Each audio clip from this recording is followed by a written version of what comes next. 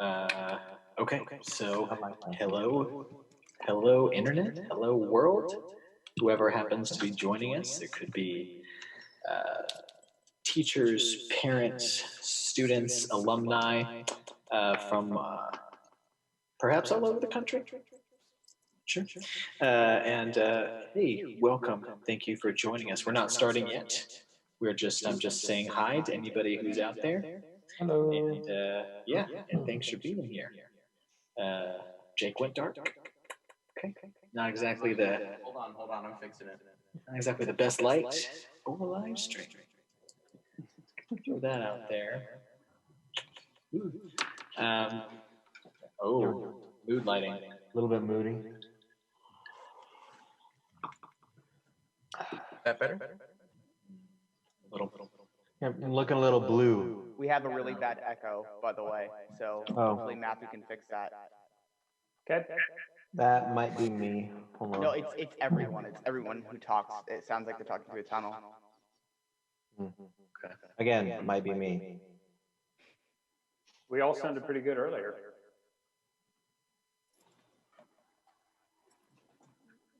Well, for the sake of the ears of the audience.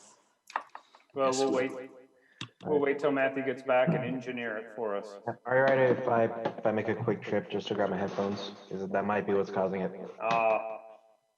It's not you, Henry. It's every single person is echoing.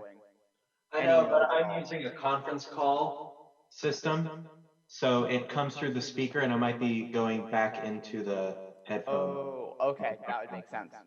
We're having a slight echo problem, Matthew. I'm sorry, with which audio source? Everyone. Everyone. Everyone sounds like they're talking through a tunnel. That's not happening. Test 1 2 3 3 1 2. Testing audio. We have 1 minute. It's just on the stream. Oh, just on the stream. Okay.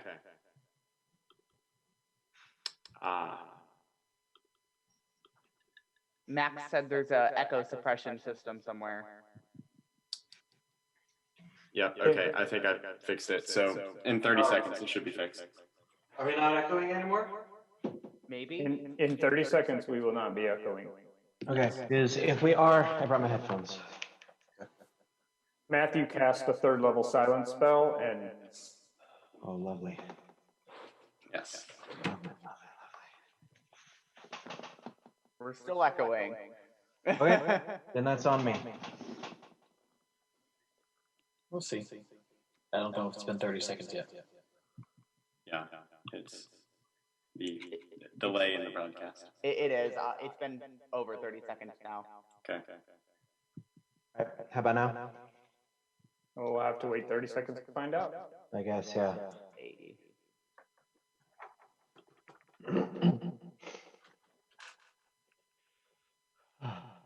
Oh,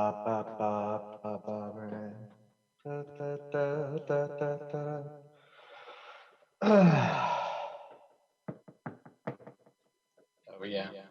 Mana. Boo, boo, doo, boo. Yeah, we're listening to the stream as well. Is it everyone echoing? Mm-hmm. Interesting. I think this happened the first time too.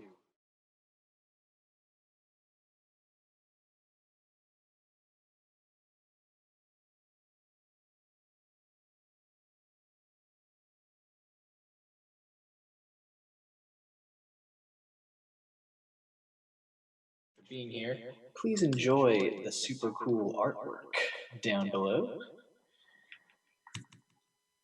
You can see these are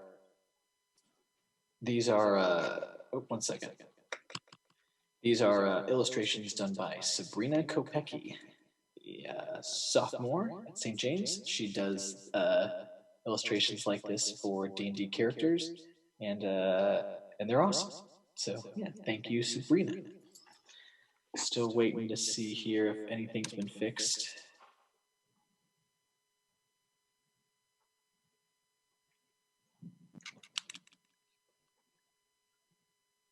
Oh, look at that. How lovely. No, still hearing the echo. Anything? Any other issues we could try to fix, Matthew? Or Newkirk?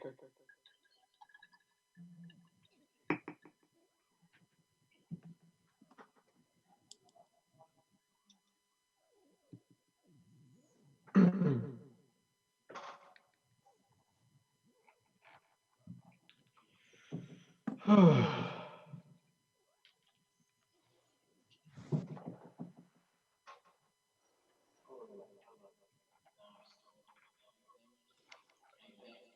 other issues we can try to fix, Matthew?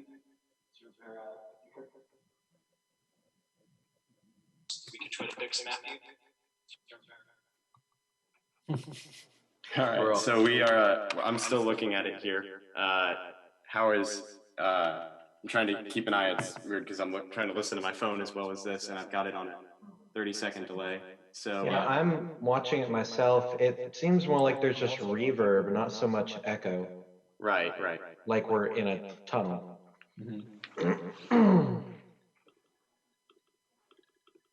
And folks at home, just so you know, we're not hearing that.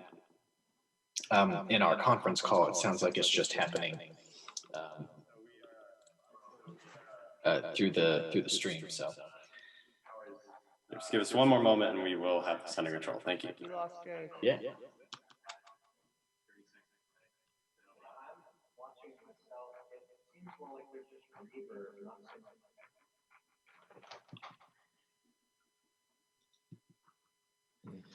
Just listen to myself talk over stream, and that is not pleasant. So everybody feels about their voice. Yes.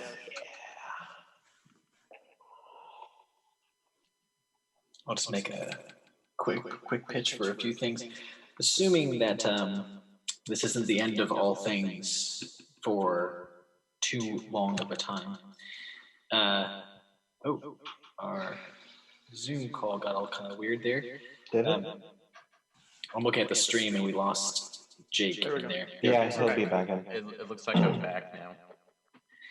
I think we should just go ahead and get started. I've looked and I'm not 100% sure what the issue is. I checked the mixer and as well as the settings on Wirecast. I don't see anything about a reverb or an echo, and all the effects are off. So, oh well. I guess we'll just have a little bit of reverb.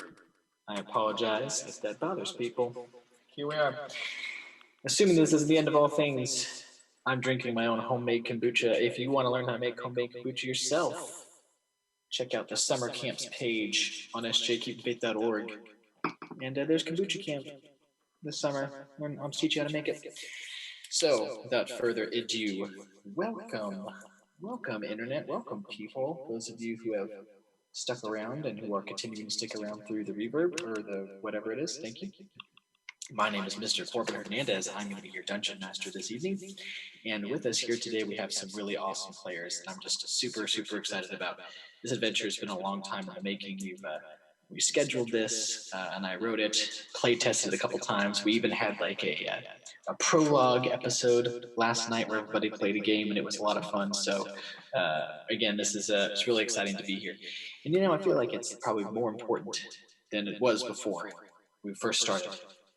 To be doing it now, to show that this is we're still coming together as a community here, and we're just really excited that you could join us from our homes to yours.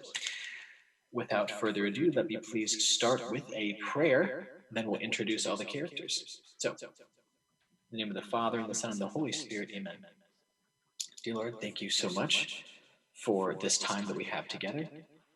And in all things, we are to glorify your name. We thank you for all of the good that you're going to somehow bring out of all of this. And we ask that you bring health and safety to all people around the globe, especially to those who are helping to treat this virus. And we just thank you so much for all the blessings that we still have. See all this as we pray, all glory be to the Father, and to the Son, and to the Holy Spirit. As it was in the beginning, is now, and ever shall be, world without end. Amen. In the Father, and the Son, and the Holy Spirit. Amen. Okay.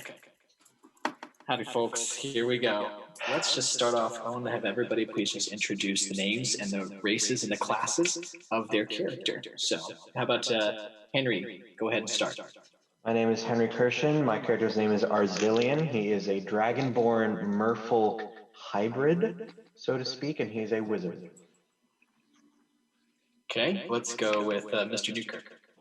Hello, my name is Travis Newkirk. My character is Darmok Foam Tankard. He is a dwarf and also a cleric. Awesome. Matthew Newkirk. My character's name is Kalo Leavesden. He is a elf, and he is a scout fighter. Awesome. And last but not least, Jake Deane. So my character's Fish the Chef, or Fish for short. He's a paladin, and his race is a turtle. A turtle, indeed.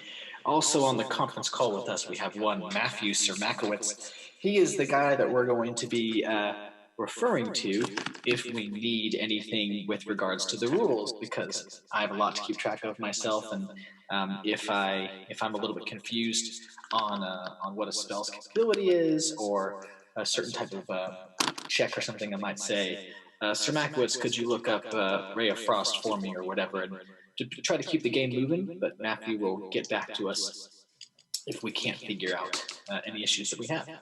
And again, another thing just I would like to mention, we have the art that you see down below are illustrations by Sabrina Kopecky. We commissioned her to make sketches of all of our characters, and I'm just thrilled with how awesome they turned out. I'm really excited. And then a couple other things. We have the club has been sponsored, so to speak, by some really great company. TheDeckOfMany.com gave us a very generous donation at the beginning of the year. They gave us a couple of their Humblewood campaign settings, and they also gave us a lot of reference cards. And tonight I'm going to be using them. They are tonight's reference cards I'll be using are conditions. So the adventurers might be running into certain types of conditions. May or may not include restrained, grappled, charmed, petrified, frightened. And, just as a really quick little reference, I'm just going to say, all right, this has happened to you, and I've just got it right here. And they're awesome. So if you're looking for more awesome references to be a Dungeons & Dragons player or Dungeon Master, thedeckofmany.com is your place. We also received a really awesome donation from Monty Cook Games. They are not affiliated with Dungeons & Dragons, but they do a lot of role-playing game stuff. They gave us a lot of awesome stuff, too. So thank you to all those amazing, generous people. Like I said last night, we played a little bit of a prologue game. Oh, first of all, before I go into that, was there anything I forgot to mention, gentlemen? If you would like to share this broadcast, you can copy and paste the link sjathunder.org/tbn and share it with your friends. I'm sure you might know somebody who might enjoy this stream, and take it from me, I have, until last night, I'd never played a full game of D&D. Sir Mackwitz kind of dragged me into this, but here I am, and it's actually been a lot of fun. So I mean, what else are you going to be doing right now? If you'd like to share this with somebody, you can copy and paste that link, sjathunder.org/tbn. They can join from there. I'm so happy I was able to drag you into this match. Awesome. So Yes. Stats for Ray of Frost if you want those, Mr. Hernandez. No, I got it. And so finally, one more little bit of context just to continue what Matthew Newkirk said. So Matthew Newkirk was behind the camera for our D&D live stream we did in December. And we just kind of talked him into giving it a shot because he showed just the slightest splinter of interest. And so we seized onto that. And then when he said he wanted to do it, I knew that his father, Mr. Travis Newkirk, would be interested in joining in because, Mr. Newkirk, when did you start playing D&D? I played the very first edition that came out in '84, I believe it was. So, yeah, most of my knowledge comes from before it was called First Edition, when it was just Dungeons and Dragons. So yes, I played there, and then I played a little bit in high school, and haven't really played since. So I'm very excited to get back into it. Yeah, and with your son, I dream of that happening with me someday. We'll see. 1974. That's about right. Whoa. No, not that old. Not that old. So then I guess maybe the first edition. Yes. Cool. Okay, folks. Are you ready to get started? Yep. Let's do it.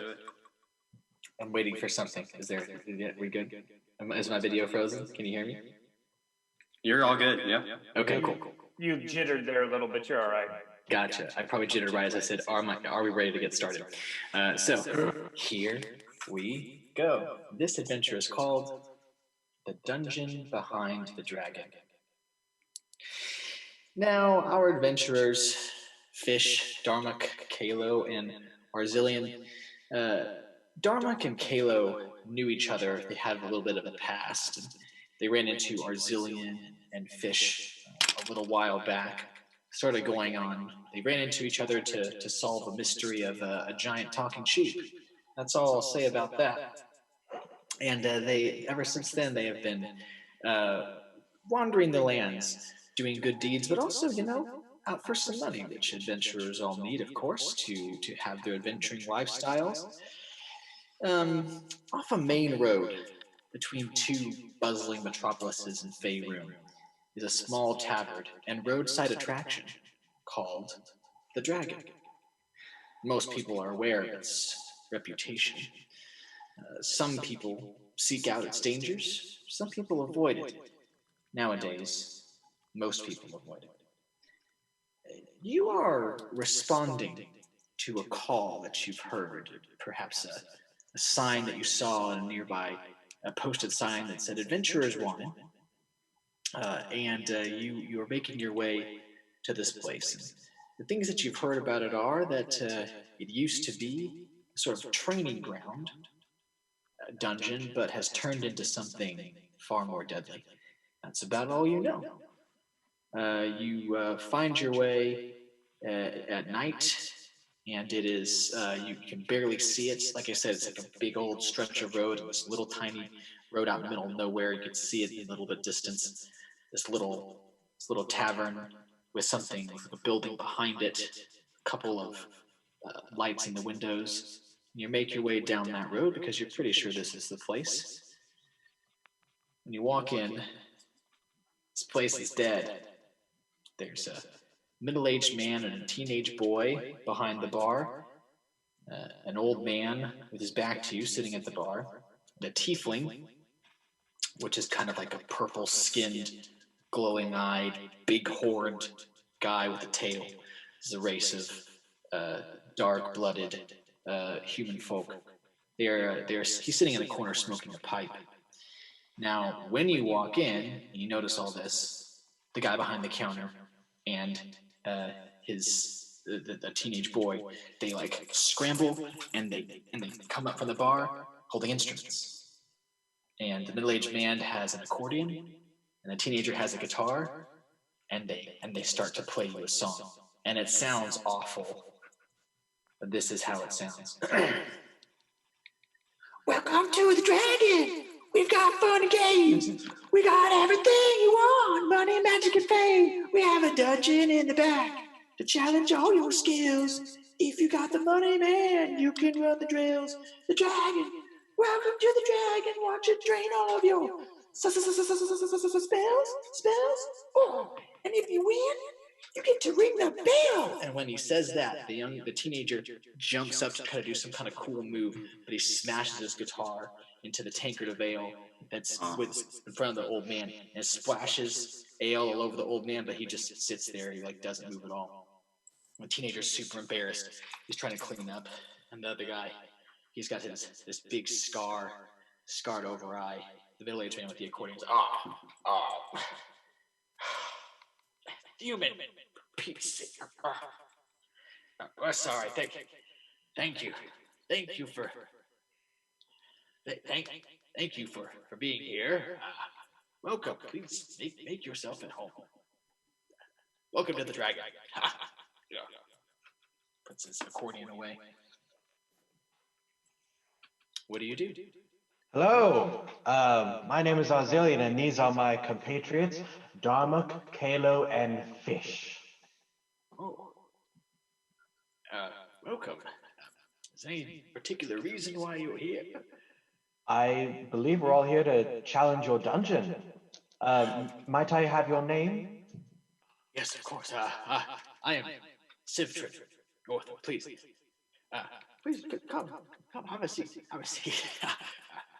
Don't mind him, he says about the old man that's just sitting there. And there's a couple of seats up at the bar. Do you guys just go and sit down? Sure. Yeah. I guess the teenager who appears to be probably a half elf. He's cleaning off the counters, picking up the broken glass, and embarrassing. He seems really flustered, really embarrassed. He's cleaning things up, and Civtrum is pouring you guys some refreshments. And like I said, there's that tiefling sitting off in the corner by himself, just smoking a pipe. Can we get 2 drinks of tea, if you wouldn't mind? Do you have mint? Yes, of course. Human, you go get the tea. It's actually funny that you mentioned that. We're quite famous for our tea, at least it used to be. Not a lot of patrons nowadays, so we'll be happy to get that for you.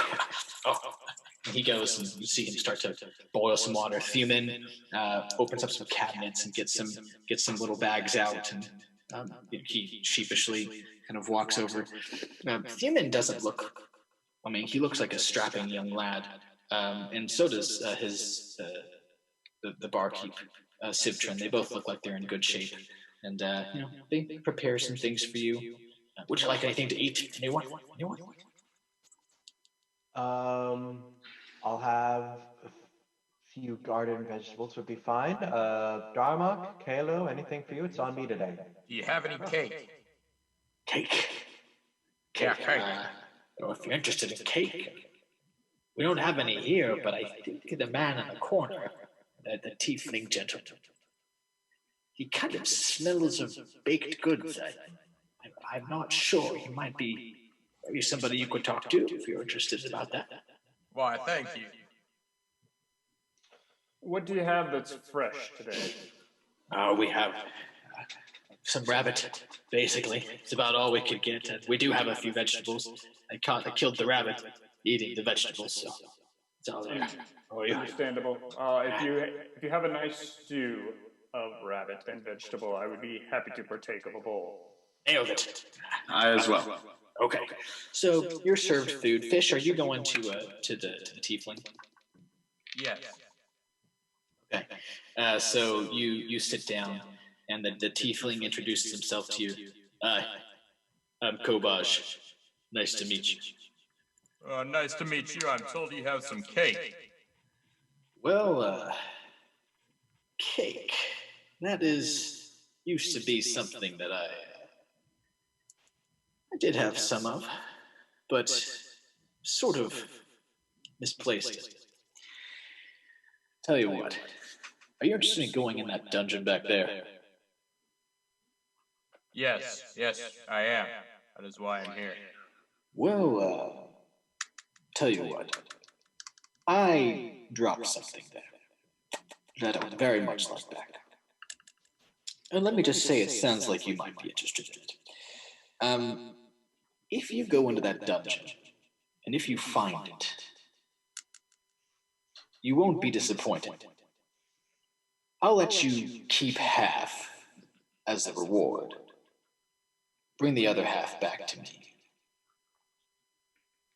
Okay. I accept your offer. Sounds good. Thank you. So, back at the bar, what are you guys up to? Eating food? Yeah, eating food. Kalo. As he, as Fish is talking to him, Kalo sees the conversation turn more serious, and he starts to walk over. Hello?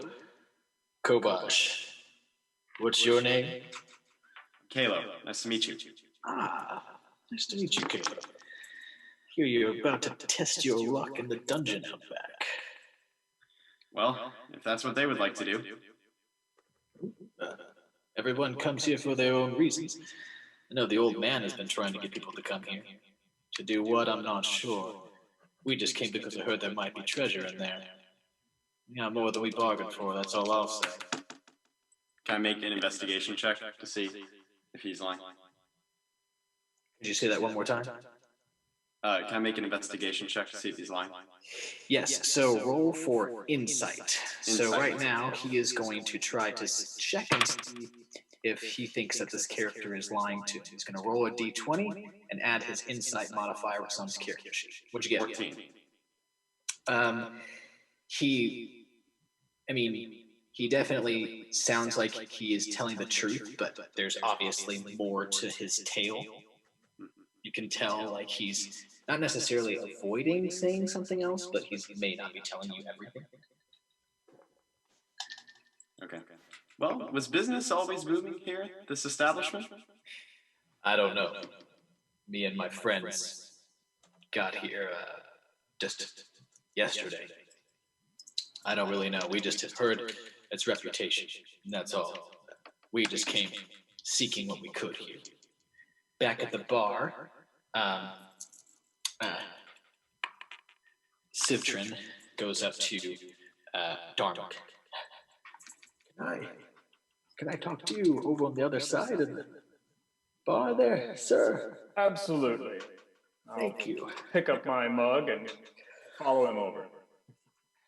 Listen, Don't mind me just poring over my scrolls. if you need anything, my boy, Deane, he'll take care of it. Thank you.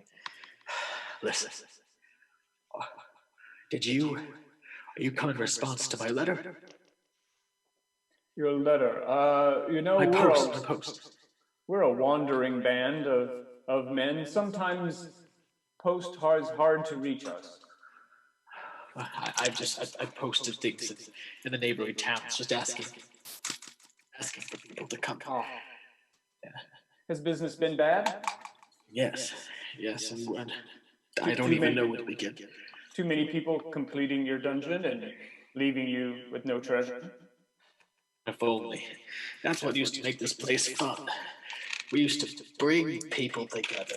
Bring them together. Now the dungeon just tears them apart. Literally. Is this dungeon something you control, or was it always here? You just built your establishment around it? No. It's the way that it's always been for years. Me and my son have been running it for years. It just was since he was a wee little lad, and we built it ourselves. It's just harmless, just a fun little training ground for dungeoneers. But something happened. On the outside, everything looks exactly the same, but as soon as you step inside, you never know what could happen to you. You're right. I'm sure. What can you tell us about what we might find in there? Anything? Or does it change from party to party? It always changes. No one who's come out of it, very few have. That guy over there, I think his name is Kobaj. Kobaj is one of the only ones to come out alive. And he didn't come out the back.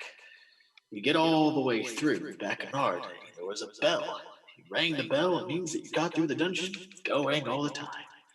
We haven't heard the bell ring in 3 months. Many people have tried. And the last team that did ring the bell? Anything special about them? No. They were just regular old, it was just a father and his children. He just went through for fun. They were off. And then just overnight, another family tried to go through, and they came out yelling, screaming at me for their money back because they said it was too hard. Their children was badly hurt.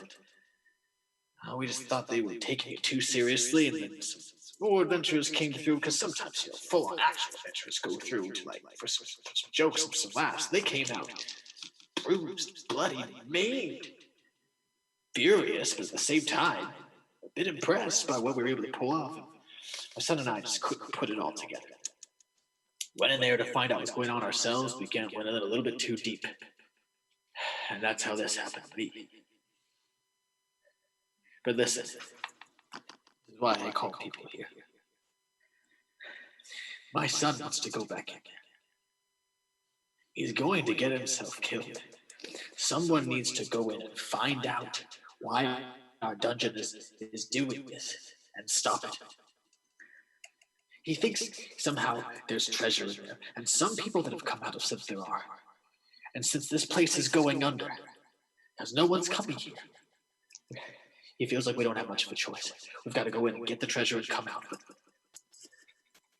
He's going to die if he goes in there. I can't let that happen. It does sound like something you would want to avoid, having your son killed.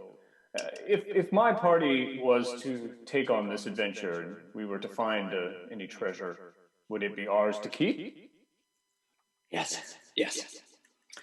There's been tales of all kinds of things in there. People have said that there's powerful items. Dangerous to be sure, but there are things that you can get. Things that you might be able to use. And all that we ask is just enough money to get out of here. Please. I'll have to speak to the others, but your cause seems noble enough. It seems something that my deity would want me to take on to help the plight of some people who have fallen on hard times. Thank you. Arzillian, as you're sitting there going over your scrolls and sipping your tea, the man that's next to you, the old man, he hasn't moved. Like literally, he's got spattered ale on his face, and he's just like staring off. I saunter over and wave my hand in his face, slowly as to see if he's even alive.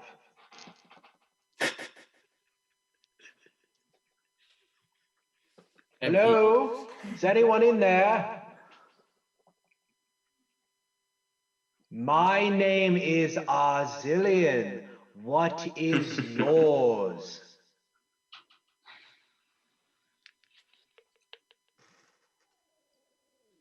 The young half-elf comes up to you.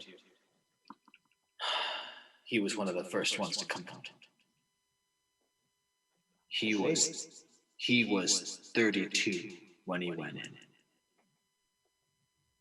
Quite.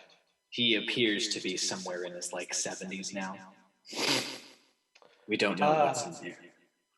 Darmok, I can use yes, some help over here with your clerical abilities to see if there's some sort of blight afflicting this man. Sure, I'll see what I can do. Let me see. Now, old man, can you hear me? He seems to be quite... Oh, a response. He's laughing! It's a miracle! Thor be praised! During this escalate, Fish walks over to assess the situation. And as you walk away, the tiefling goes, half. I want half back. Don't worry, I will get you half back. You can have my word. Okay, I'll wait here. If you're not back in a couple hours, I'll assume you're dead. All right, Darmok is going to perform a medical check using his medicine skill and see if he can figure out anything at all about what's going on with this guy. Sure. So that is a 16 plus 7 for a 23. Yeah, okay. So what's interesting is that his skeletal structure seems to be a lot younger than what his skin and hair seem to be showing. He looks like he's got a full head of hair, but it's just white, and his skin just looks weirdly sagged, and just kind of just odd, unusual. He doesn't look like he doesn't look naturally that. It's not something you would notice unless you really knew medicine as well as you apparently do. Well, my friends, he doesn't appear to be blind, deaf, paralyzed, or poisoned. Unfortunately, that seems to be the extent of my spell-casting abilities at this point. Well, it seems quite unfortunate. Arzillian, you seem to be a master of the psionic arts. Can you tell if there's anything wrong with his mind? I mean, apart from being very slow on the take-up, I mean, I suppose, give him a little probe, so to speak. I would like to cast the cantrip message to try to communicate mind to mind. Okay. Go for it. So you cast it, and then what do you say to him? I say, hello. Again, my name is Arzillion. We are trying to help you. Can you give me your name? All you hear back in your head is, D-I.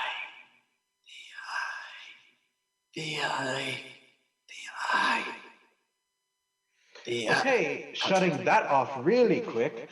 All I heard was the I. The half elf runs up to you. Wait, did you just talk to him? Mentally, yes. I'm a wizard and well trained in the school of psionics, magic of the mind, so to speak. What did he say? The I. Does that mean anything to you? No, no, I don't think so. I mean, when my dad and I went in there, no, we didn't see anything like that. Are you guys going in there? I don't think we have any other choice. It's potentially. Okay, listen. One moment, young man. Okay. Would you go back over to your tiefling friend over there and ask him if the eye means anything to him? I will do that right now. Thank you. I'll go with him. Which moves back over to the man. Sir, What's up? does the eye mean anything to you in terms of the dungeon? Well, there was one room that we stumbled across that did have a giant eye painted on the floor. That was about it, though. Was that the room that tripped you up? No, it did kill one of my friends. How so? He exploded. Just instantly? No, there was something on the ground, and he read it. He exploded. He read it out loud? Yeah. It was a rune, an explosive rune. Yeah. I mean, there's all kinds of stuff in there.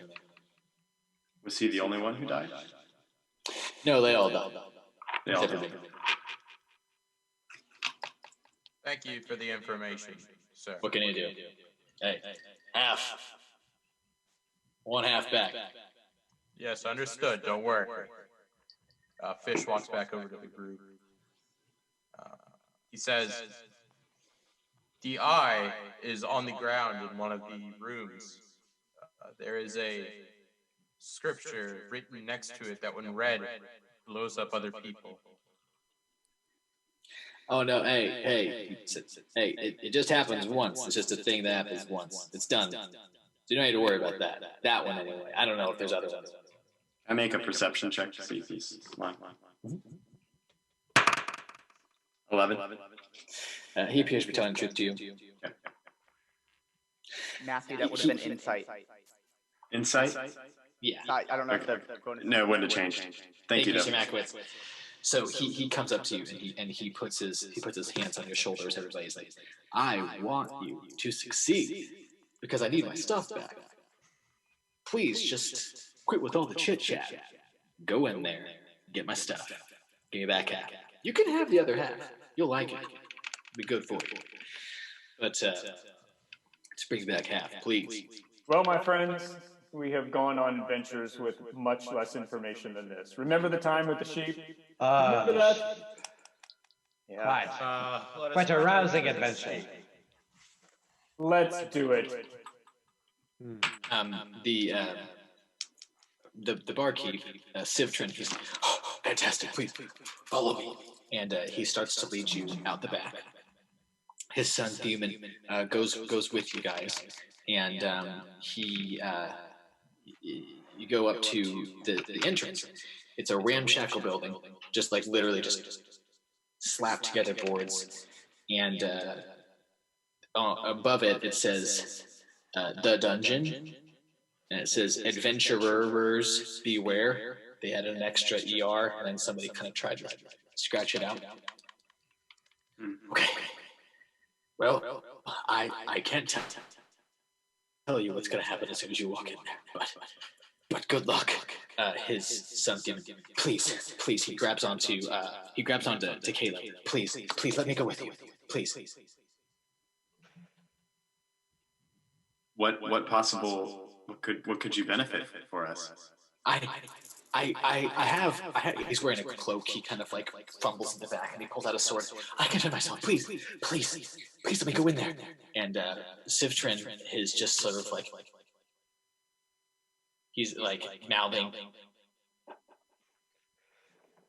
Young lad, if I could please speak with you for a moment. Now, as I'm sure you know, everyone who has entered here, aside from the tiefling fellow and the possibly old man, have died. I would ask that you please reconsider with the small amount of sanity you seem to have left and stay inside the tavern. If we're back, we're back. If we're not, well, then you can go in. Roll persuasion.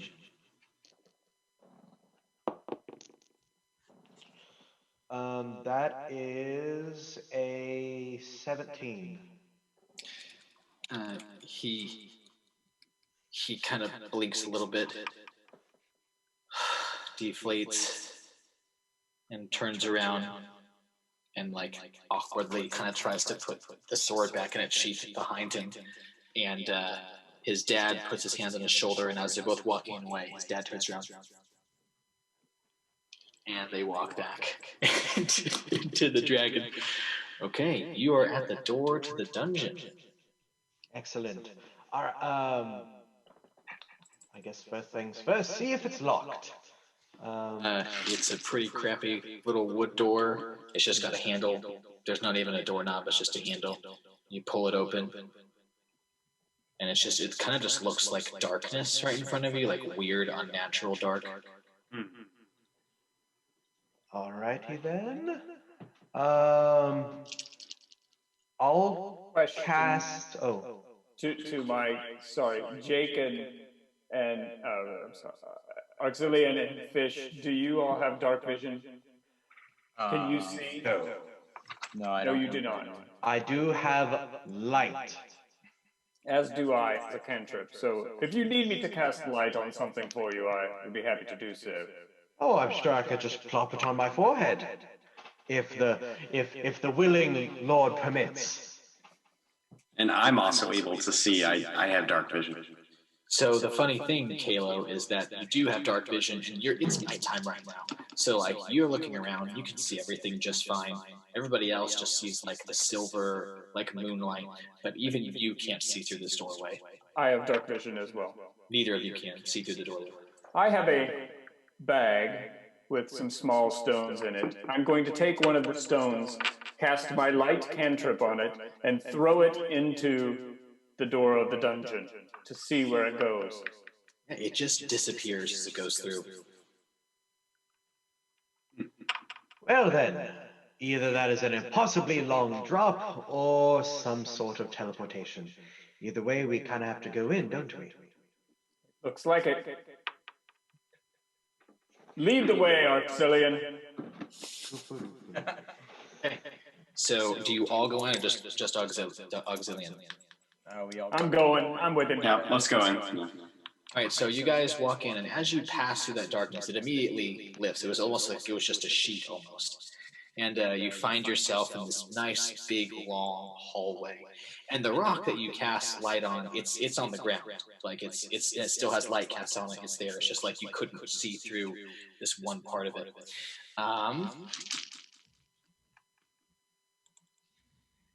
So what you see in this hallway, it's lit by torches, so everybody can see just fine. And right in front of you is a hemp rope at about shin height. I mean, it's like ship's rope. It's this big, thick rope, just about 5 feet from the door. Going across the hall horizontally. Mm-hmm. About shin height. Oh, shin height. Okay, I thought you said chin height. Shin. like chin. legs. Okay. I'm going to go out on the proverbial limb and say that is some sort of tripwire. Very, very conspicuous, it would seem. Kalo, you have studied in the stealthy spy craft skills. Can you do a check of this rope for us? Why, yes. And It would be for investigation if you want to check if it's a trap or what the trap would do. Thank you. 16.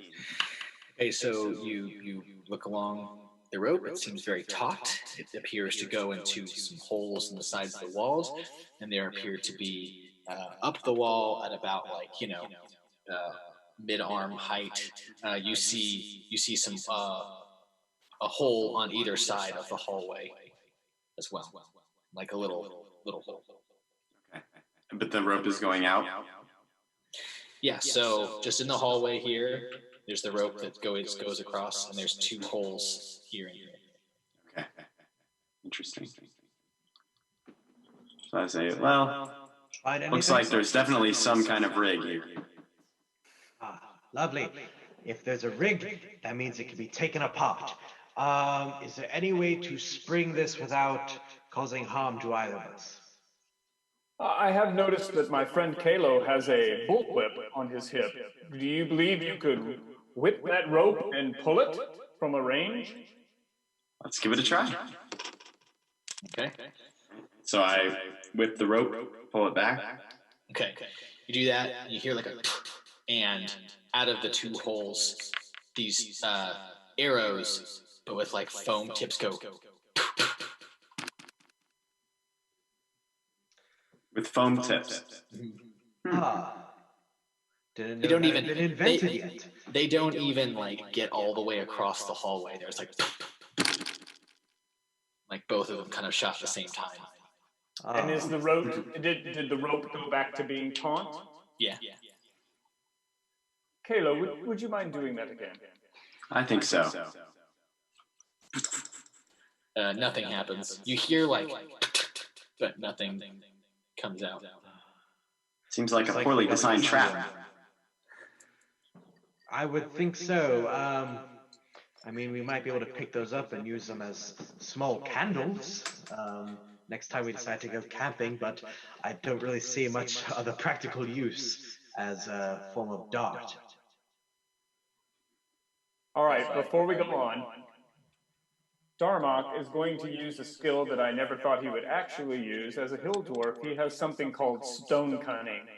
And I can make a intelligent history check related to stonework, which again, never thought this would come in handy, but I'm going to look and see, do these look like real stone walls, real solid, or is this all like a fake funhouse veneer kind of thing? It's definitely all fake funhouse veneer. Okay. Everything is just kind of like lumber, poorly painted to look like stone.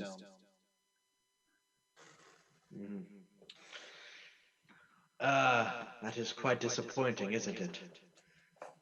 Well then, I guess we shall venture forth, shall we? All right. I still think we should hop over that rope or in some way attempt to cut it, burn it, disable it. I have a small dagger, I can shear it up. Although, maybe that's what the trap is. Maybe the trap is if we cut the rope. Something Well, will happen. it may have something to do with the tension of the rope. That when the tension is released, that more could be unleashed. More good or... Ah, yes. A mighty fish javelin. Yes. So you want to do that? Quite sure, why not? Okay, fish withdraws his javelin, and we'll roll for it. 21. Okay, you're just throwing it at the okay. Yeah. So it hits the rope and just like pins it down to the ground, and starfish just starts shooting out of one of the holes. Just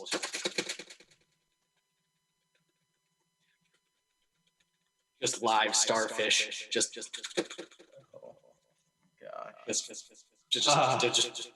filling up the room now. Well, this is just peculiar, isn't it? I would think so. I would like to. Maybe we should undo that. Pull your javelin up to release the rope to stop the flow of starfish. Great idea. What do I need to roll for that? I'm believe you just pick it up. I pick up the javelin. Okay, so as you go to the javelin, you get hit with a couple of them. Just getting hit on the side of the head, and you just lift it up, and when the tension lets go, it just stops. And salt water is just like dripping out of that hole. Ah, that one must have been for the kids. I would take those off if I were you. I don't know if they're actually poisonous or just regular starfish. Fish takes them off. He is a turtle. Would these be tasty to him? I believe that's more jellyfish, but I suppose a starfish would be quite a tasty fish. Are they to your palate, or do you just eat pastries? I prefer the pastries. Uh-oh. So I throw them on the ground and walk away from them. Okay. Are you guys moving past the pile of starfish? Yeah? Yeah. Okay. So you walk past it, through it. You walk about, it's a long hallway. And this weird thing is happening as you're walking. You know that effect in movies where the camera moves back but zooms in? So it's like it's kind of doing that just like a little bit. And then it's not like super crazy noticeable, just that like you're just kind of, okay, that's a little bit weird. And about 10 feet from that tripwire, about 20 feet, is a big wooden square on the ground, obviously raised about an inch. And all of the other stones on the ground are painted to look like stone. This is obviously just bare wood. Is there how wide is the hallway? What long? Can you walk around it? Yeah. I mean, there's like 4 really big stones, and this stone just like is in the middle, but it's just wood, just bare wood. Gentlemen, I don't know that we need to trip every trap. No, quite. I agree. The starfish were unnerving enough for me.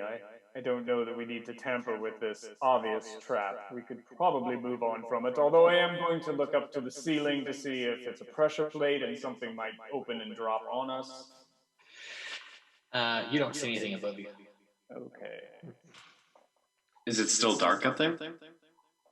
No, I mean, it's a ceiling. Just wooden ceiling? Mm-hmm. Yeah. Okay. I would say let's keep trucking up. I vote we scoot around it. Keep moving. Yes. You go around it, and as you're walking, things feel a little weird. You kind of feel like you're being watched.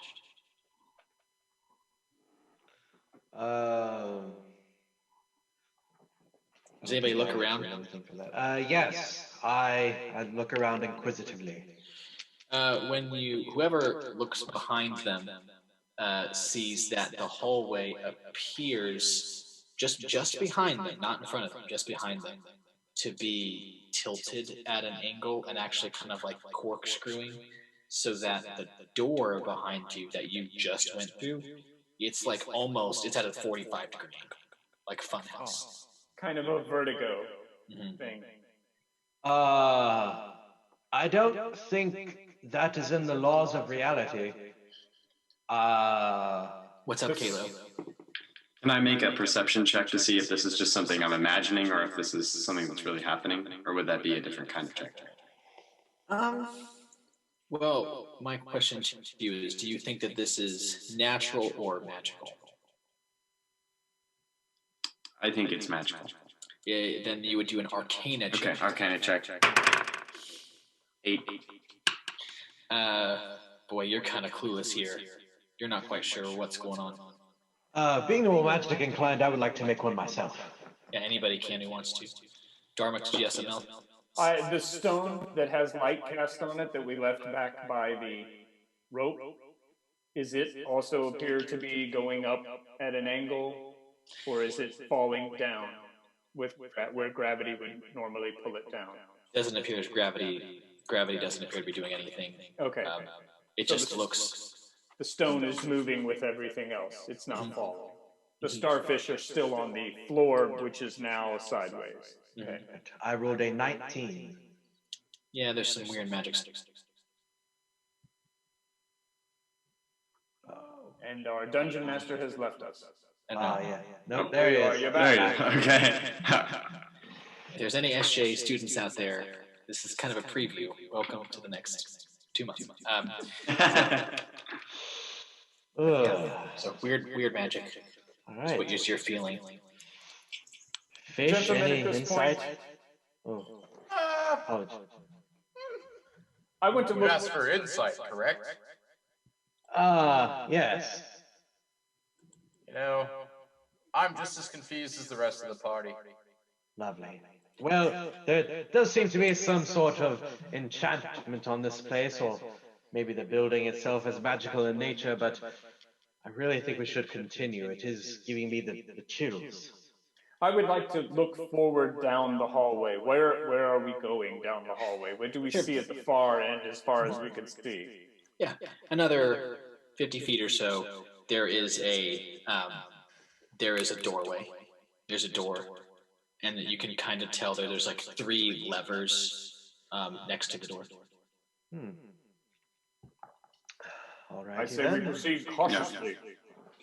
I concur.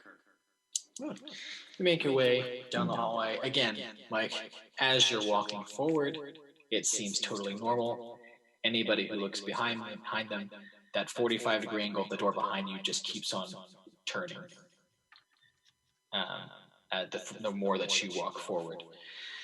And you get to the door, and there's a door, and there's like a portcullis in front of it, and there's 3 levers next to the door.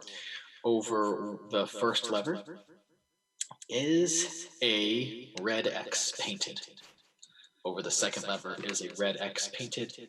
Over the third lever is a green checkmark painted. Well, I'm no puzzle master, but I would say that the third one would be the preferable choice. Or the trap. Or the trap, but either way, green is green. So, Jake, you said you wanted to investigate like the levers. Yeah, investigate. Investigation. Mm-hmm.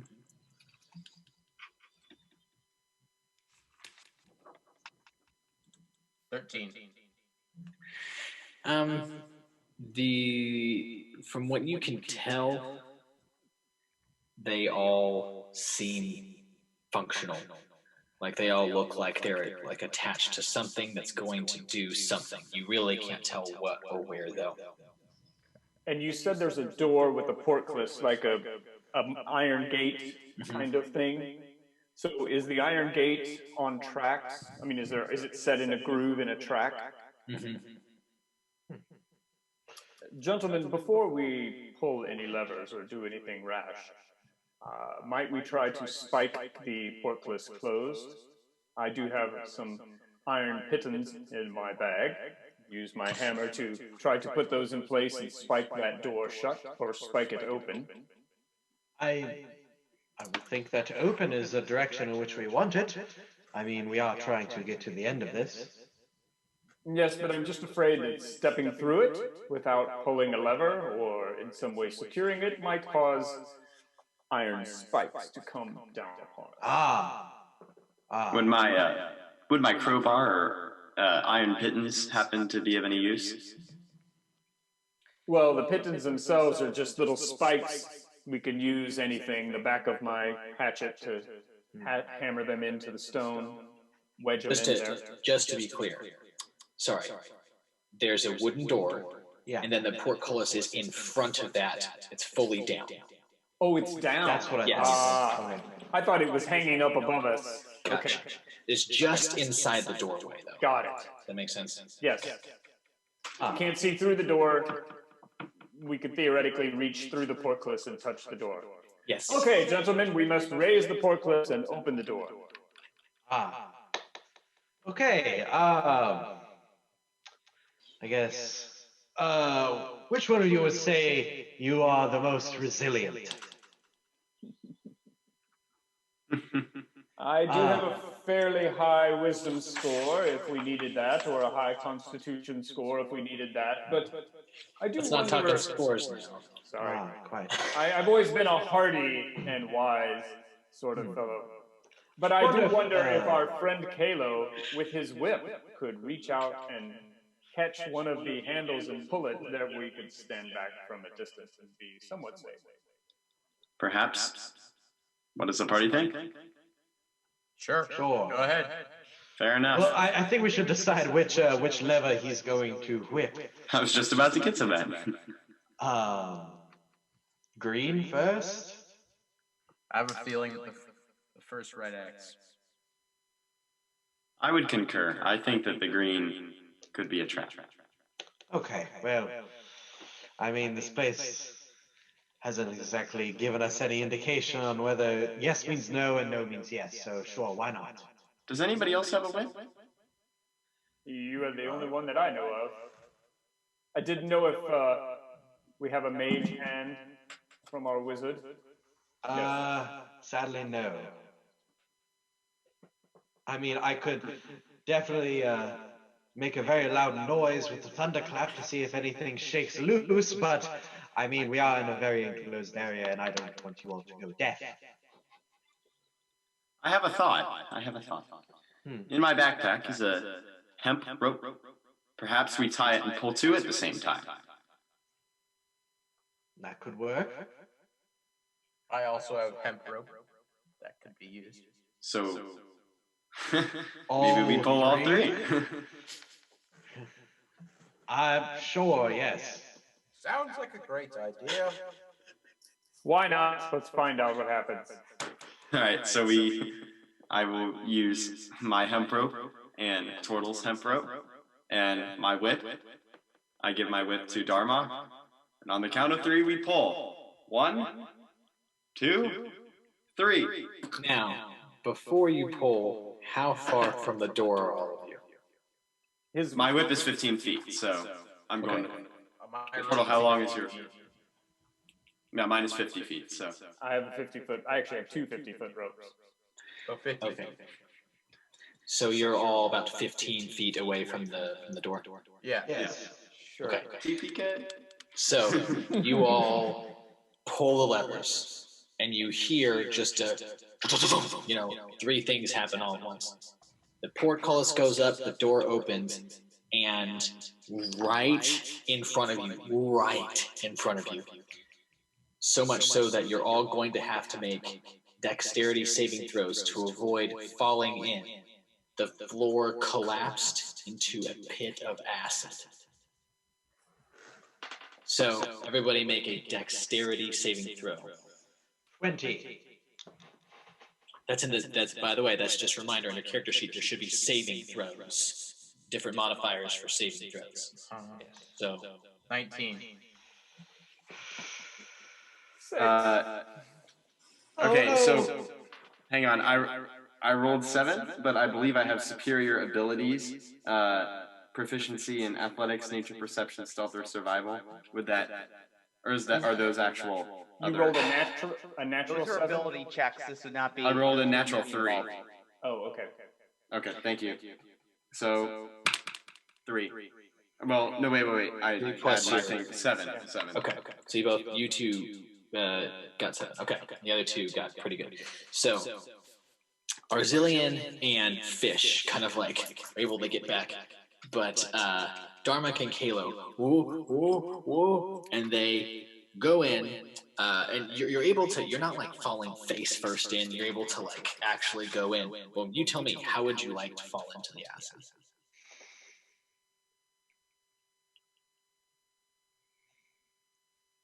I guess I want to land. Oh boy. I guess feet first so that I can immediately try and come back I up. was gonna say feet first. Okay, so you two both fall in feet first. And you both only take 2 acid damage. Like your boots and your armor seem to stop a lot of it because you just fall in and quickly grab on and move up. But Halo, as you're stepping back up and getting back up from the acid, you feel your foot touches something and rolls as you're standing up and you get out of the pit. Something underneath the acid rolled. Oh, something rolled? Not his ankle rolled. He didn't roll an ankle. You didn't hurt yourself, but you stood on something. Okay. You stood. Because you made it sound like Got it. Yeah, you made it sound like I rolled my ankle. I was like, okay, well, all right. So something was under there and it rolled. When you landed on top of it, and when you heaved yourself up to get out out of a swimming pool, you felt it move underneath you, like there was something down. I say, well, I definitely felt something as I came up, and it could be alive or dead, but something moved when I moved my foot to get up. There was something that was moving under there. I would like to perform an investigation check. Okay. What are you investigating exactly? The moving in the water. Well, it's acid. So the only way for you to investigate it would be to reach down. Okay. Try to get it. How deep was the pit? Never mind. When you landed, it was about waist deep. Okay. Do we need to worry about this acid that may be on our clothes or wash it off or anything? Is it going to continue to hurt us? You kind of dipped down into it and got back up because of the 2 damage. That's what I'm going to say. Is you reacted pretty quickly. Well, we don't need to clean this off. It's going to continue to hurt us. I think naturally you'd be like, Okay. All right. So you pour it done out that. of your boot. Okay. Yes. Yes, Kayla. Are the ropes that's all still there, still attached? So I would say who used the whip? I used the whip. Okay. When you fell down into the acid, you let go of it, and it went down into the acid, and it looks like it's still attached to that lever, but it's dissolved up to the point where in front of the door, and you two with the ropes. When you wait, who had the ropes? Was it Fish and Me. Kayla. Okay, so Kalo, you dropped your rope into the acid. Fish, you were able to sort of use it to almost to help you stay not. Basically, you still have the rope. Okay. And which one was yours on, Fish? Just make a choice. Just decide Pick which one, one. yeah. Check mark. Green check mark. Yours is on the green check mark. Yes. Okay.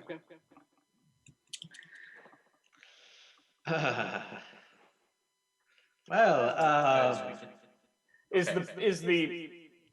the floor that collapsed? I mean, do we now have a 15-foot open pit, wall to wall, which we have to transverse to continue on?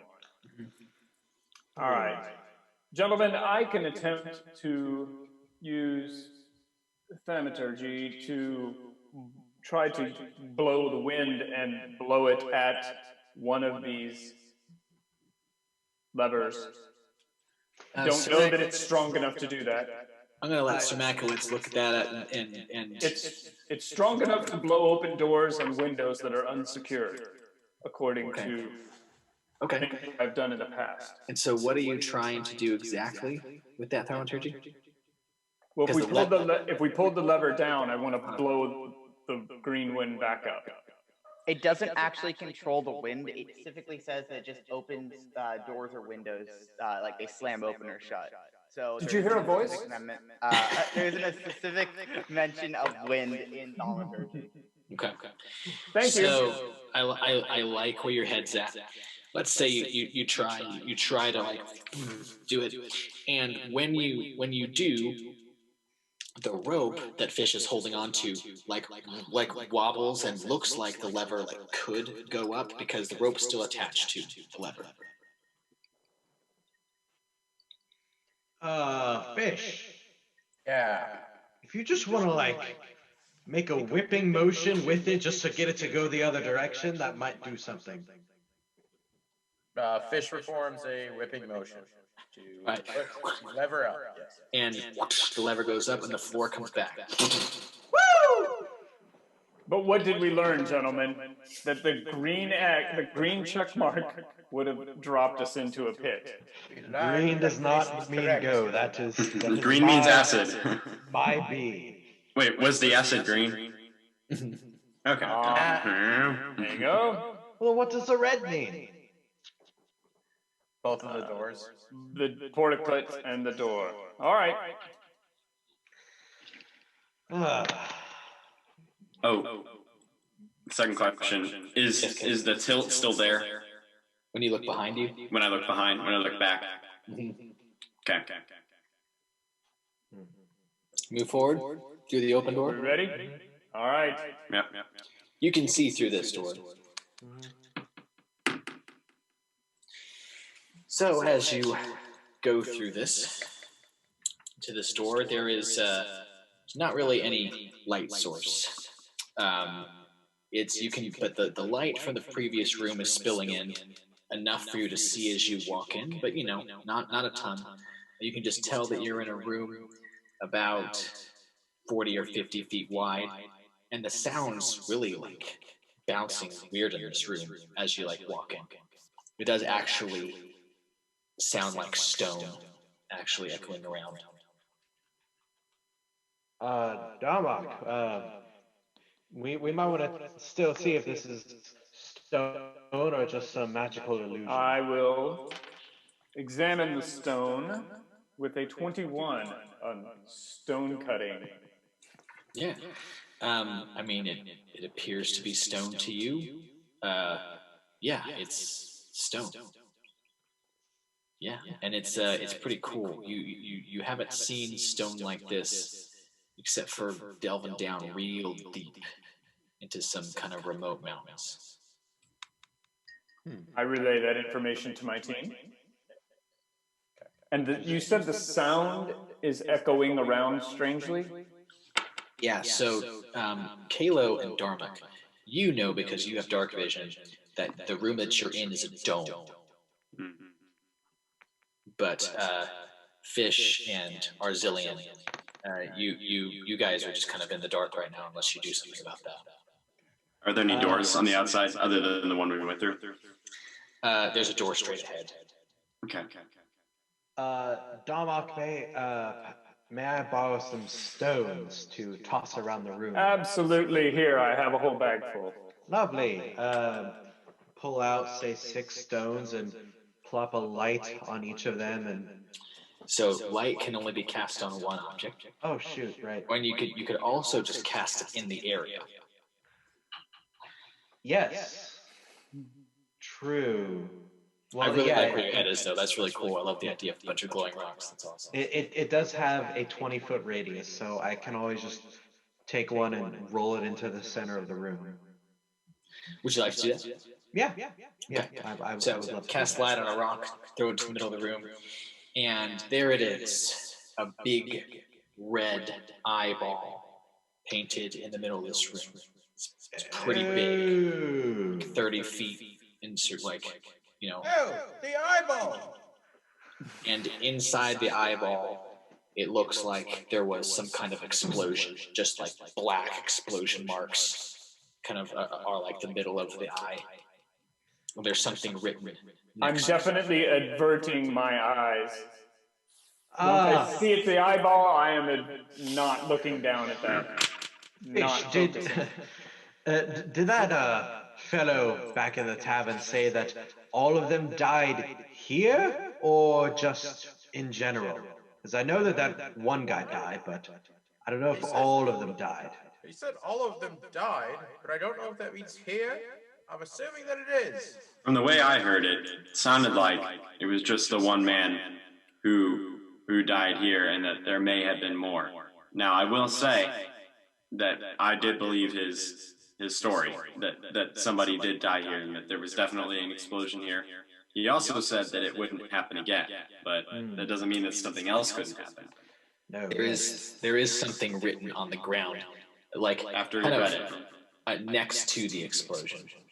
Next to the explosion. Well then, I would like to go up and look at it, but not read it immediately. Okay, so I'm going to send this in a message to you, Arzillian, if I can find a way to do that. Just because I want you to basically, like, what you see is common and it looks like a sentence in common. And what I'll say is, Arzillian, your knowledge of, can you hear me? My back. It's a little jumpy. It's a little jumpy. You're good now. Arzillian, your knowledge of runes is that an explosive rune wouldn't be written like this. It looks kind of just like hastily drawn chalk. Is what your first reference was. Do you want to read it?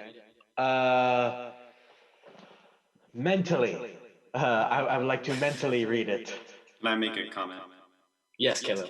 So I tell the group, now when he said that the explosion happened when he read it aloud verbally. So there may not be as much danger in reading it mentally as long as we all agree not to say. Yes. Well, I believe just for the sake of the group, I will be the only one reading. Yes? Yes. Brazilian, could you make a check to see? Well, we'll wait. Never mind. All right. Do you want to make any checks? I don't want to make any checks. I mean, I would actually like to use my Arcana skill to see if there's any enchantments in the general area. 20. You can tell very specifically is that there's just residual, like a musty magic smell, so to speak. Yeah. Like it's yes. Sorry, just one thing about Arcana. You cannot tell about magic in the area. It's about the lore of magic, where your understanding, you wouldn't be able to detect the magic itself. Sure, thank you. Okay. That's where detect magic comes into play. That's a Gotcha. So basically, what you can tell, what you know for sure, Arzillian, just with your Arcana check, is this is not an explosive room. Okay. All right. Well, in that case, would all of you please stand back at least 10 feet, and I will go and read it. Is there a reason we must read it? Well, it's a message. It could be helpful. Or we could go try the door and the other side of the room to keep moving I can't through. see the door. This is what, a 50-foot room? That light only goes 20 feet out. Auxilian, I can see 60 feet in the dark. I apologize. Before you read that room, did you realize there's a door across the way? No, thank you. Arzillian, I sent you a message in the Zoom chat. Did you? If anybody has any trouble, can hold my hand. I will take you all the way to the door. I know some of us may be scared of the dark. Okay. Well, this is actually quite humorous. It says, "You're lucky someone already read these explosive runes." So looks like we are, as you might say, scot-free.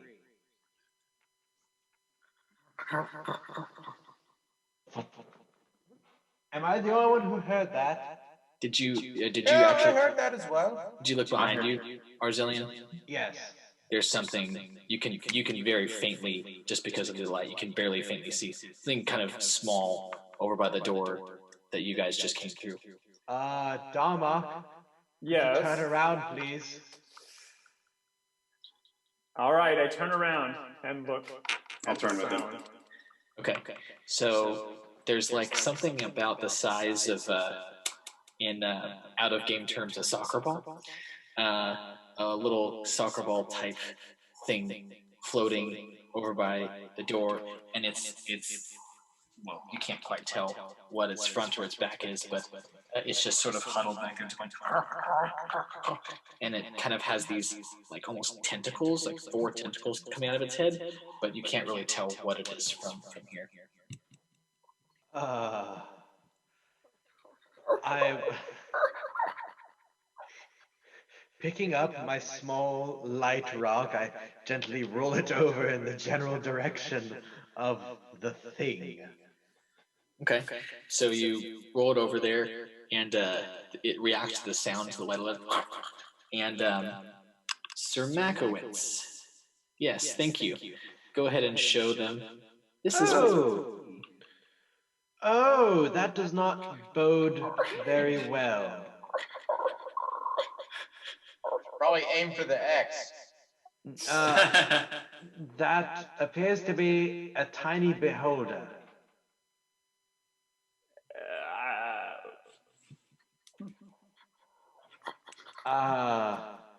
Animal handling? I think to myself, as I make an animal handling roll.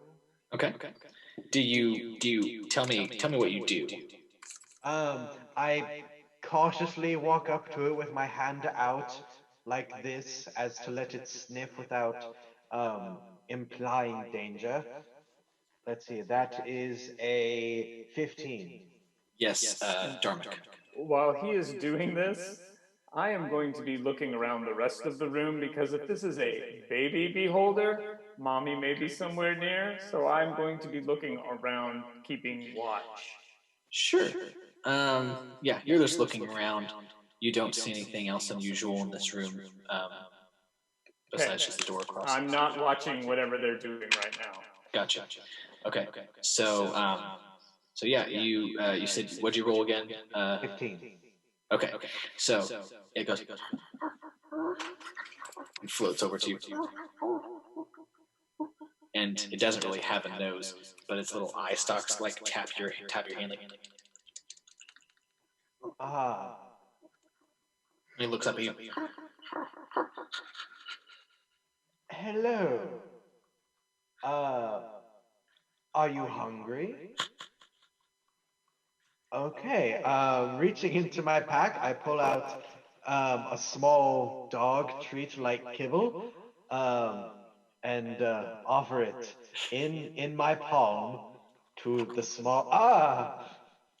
It does it seem like it enjoyed it? He like floats. He's kind of like floating and nuzzling you as he's floating around. Lovely. Gentlemen, it appears I've made a friend. Good for you. I want nothing of it. Me neither. I mean, it is a beholder. They are pretty sentient, aren't they? Well, would anybody like to make like a nature check to see if they know Arcana what check. it is?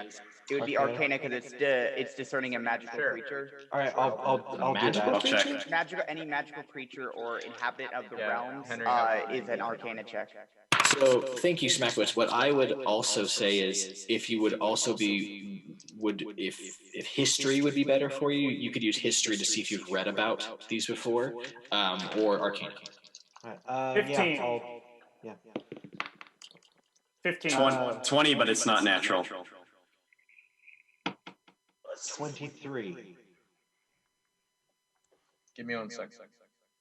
So, Kalo, did you roll history or Arcana?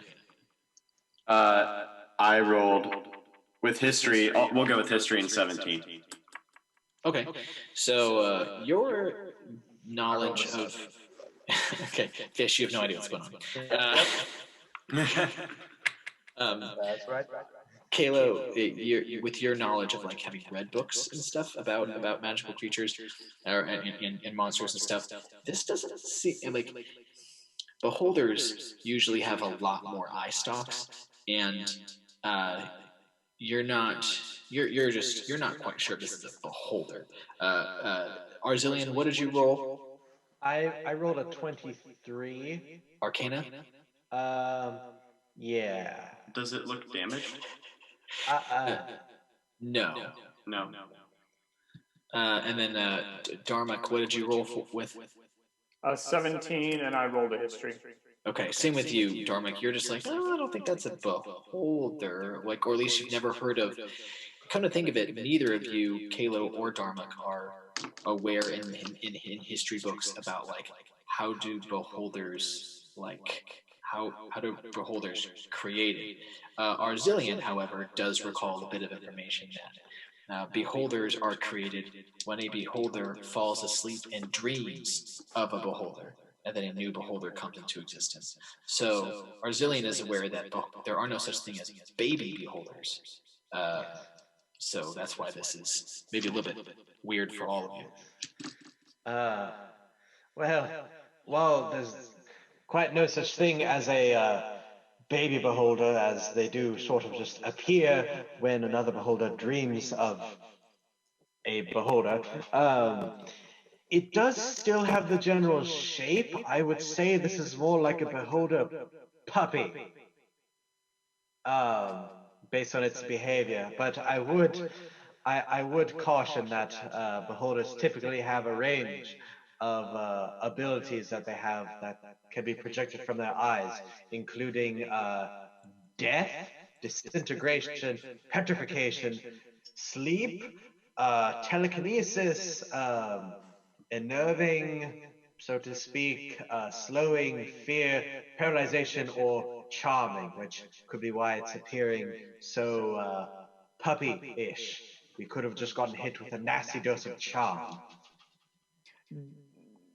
If that's the case, my friend Kalo is very resistant to charm. I know he would not fall for such simple tricks. And gentlemen, once again, we are not here to collect pets. We are here to continue and get through this dungeon. Right, but isn't the journey more about the friends we make along the way? Well, when we talk about death and disintegration, I tend to think then maybe that's not a journey that we want to continue on. All useful qualities in a pet. This friend may be useful. I don't know what's up with you right now. Yeah. We're definitely not taking this pet with us. Well, I'll look after it. You all can mind your own business. I'm going to do a very detailed inspection of my good friend Auxilian to understand, is he in his right mind? And I do that with an 18.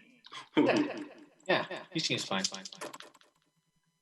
There's nothing, doesn't appear to be, I know what you're like charmed, he doesn't appear to be charmed. I'm a scholar. I love all sorts of fauna. Yes. With my resistance to charm with Fey ancestry, do I see anything different, or is it the same as the picture? Exactly what you see. Okay. No charm. I would like to use my message ability to have a small conversation with the beholder Pop. Now, message only works with sentient humanoids, I believe, this is an animal technically. So that's another spell. It does say you point your finger towards a creature. Okay. You know what you hear? Lovely. Okay. All right. I'll call him Pip. Pip? Do you like that name, or would you rather another one? He's just floating up and down. Okay. Pip it is. Well, gentlemen, Pip and I seem to get along rather well. Then again, it does seem to be a beholder, so I would at least try to stay out of its way as we venture forth to the door. So, I'm going to say right now, gentlemen, for the last time, I am not comfortable with this.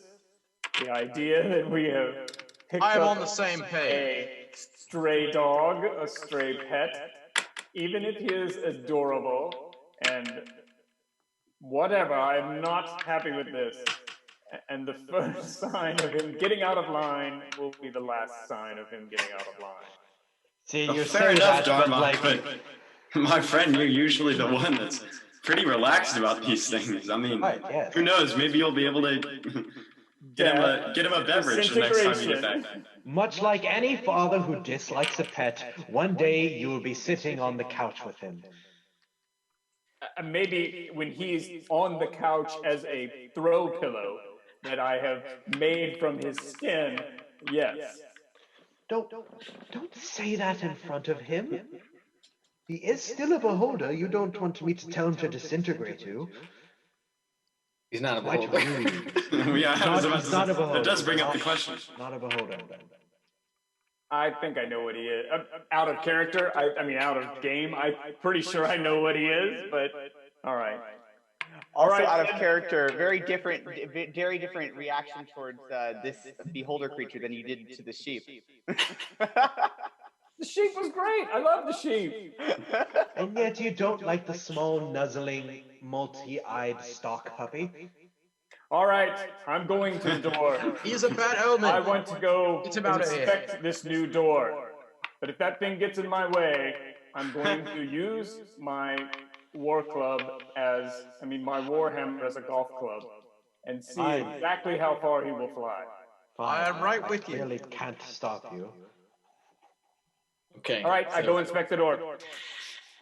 Yeah, just a regular dungeon door. Yeah. Hinges on our side or on the opposite side? Looks like it's going to open in towards you.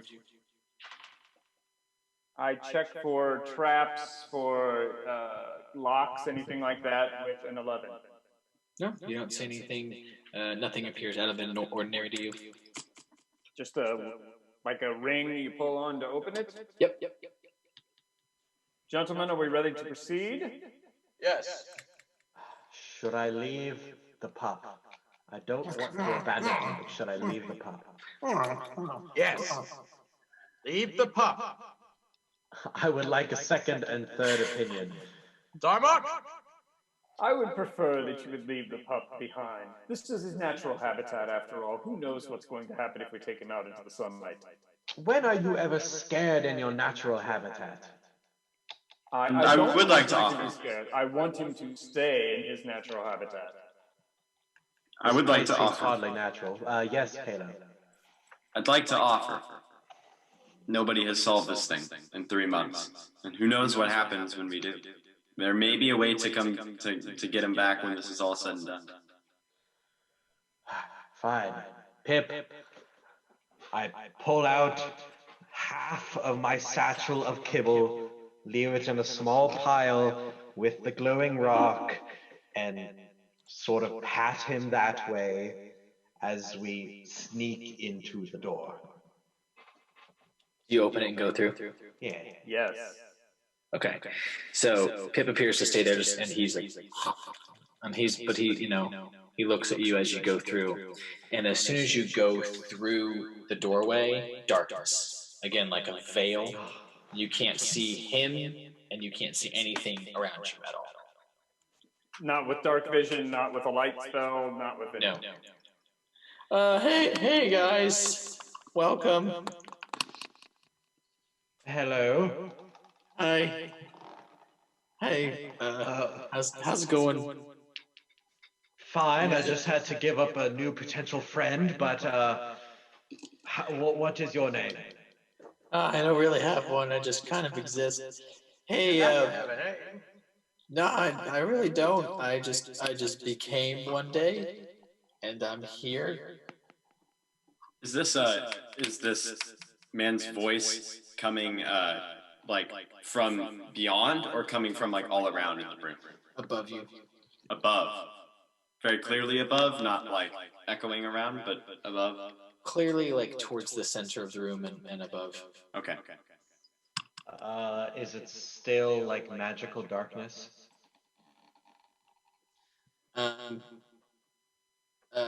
Yeah. I mean, yeah. Everything's dark. Okay, like still no dark vision seeing. Correct. Yeah. You can't see anything. Okay. Hey, I bet you're wondering why you can't see anything in here, huh? Yes. Do you have something to do with that? I'm part of the solution. I just learned But the sooner that I tell you guys that I'm here, and the sooner that I tell you guys what I can do for you, the better things turn out for me. So I'm just gonna tell you what to do. You know though, the problem is people don't usually believe me. So I think you're gonna have to see for yourself. Who is the tallest one and who's the shortest one? I believe Kalo is the tallest. And I am probably the shortest. Okay. I'm 5'8". I put the small one. What are you, Auxiliary? About 5.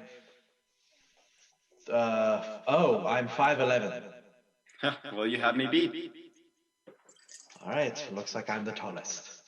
I'd put the short one on the tall one's shoulders and lift them up here. Can you go? Can you hear me? Yes. Yes. You said this is what ends up being best for you. What actually ends up being best for the adventurers who come through here? You have to light me on fire. Okay. Darmok, shoulders. Is there no way for us to light you on fire from here? No. Go ahead and try to start something. Go ahead and try to start a fire. Oh, I don't know. Do we really want to spend more time in here than we already are? What is it about fire necessarily? It's gonna make more sense if you get up here. Could you put the shortest guy on the tallest guy's shoulders and just put your hands up and you'll see what you'll understand. Well, to be frank, you're not giving us much trust. Oh man, it's just I'm a chandelier. We need to light him. Yeah, and I feel pain, which is why I want this to go over quickly. So, here's what I can tell you about this room, my dudes, is that when you light me, you can see the way out, but it changes every time, so I can't even explain it. I couldn't tell you what to do exactly. You just gotta do it. So. Does it change every time we light you, or every time a new person comes? Every time parties come in here, it's always different, man. Alright, well, I don't see any further use in chit-chatting. I think we should get on with this so we can leave this poor fellow out of his misery. Fair enough, let's do it. I don't know what I am. I don't know why I exist. I'm glad that you guys are very quick to put me on shoulders and stick me up there. But you know what? For the sake of keeping the game moving, I climb up on Auxilian's shoulders. And I reach up to the source of the voice. Can I ready a, I don't know, would it be investigation or perception? Perception. To see where the door is going to be when the light comes? Oh, sure. I mean, like, you're just But one thing, when I don't know how to light him to start a fire, I'm assuming he wants me to use a tinderbox or something. He's not actually telling me how to light him. I guess I should ask. Good chandelier, how are we to light you? Whatever you get, you can try anything. Everybody's done it different. If you've got a tinderbox, or you could go ahead. Does anybody can cast light or fire or something? No. Oh, I can cast light. Yes, I will do that when I get up there. Okay. All right.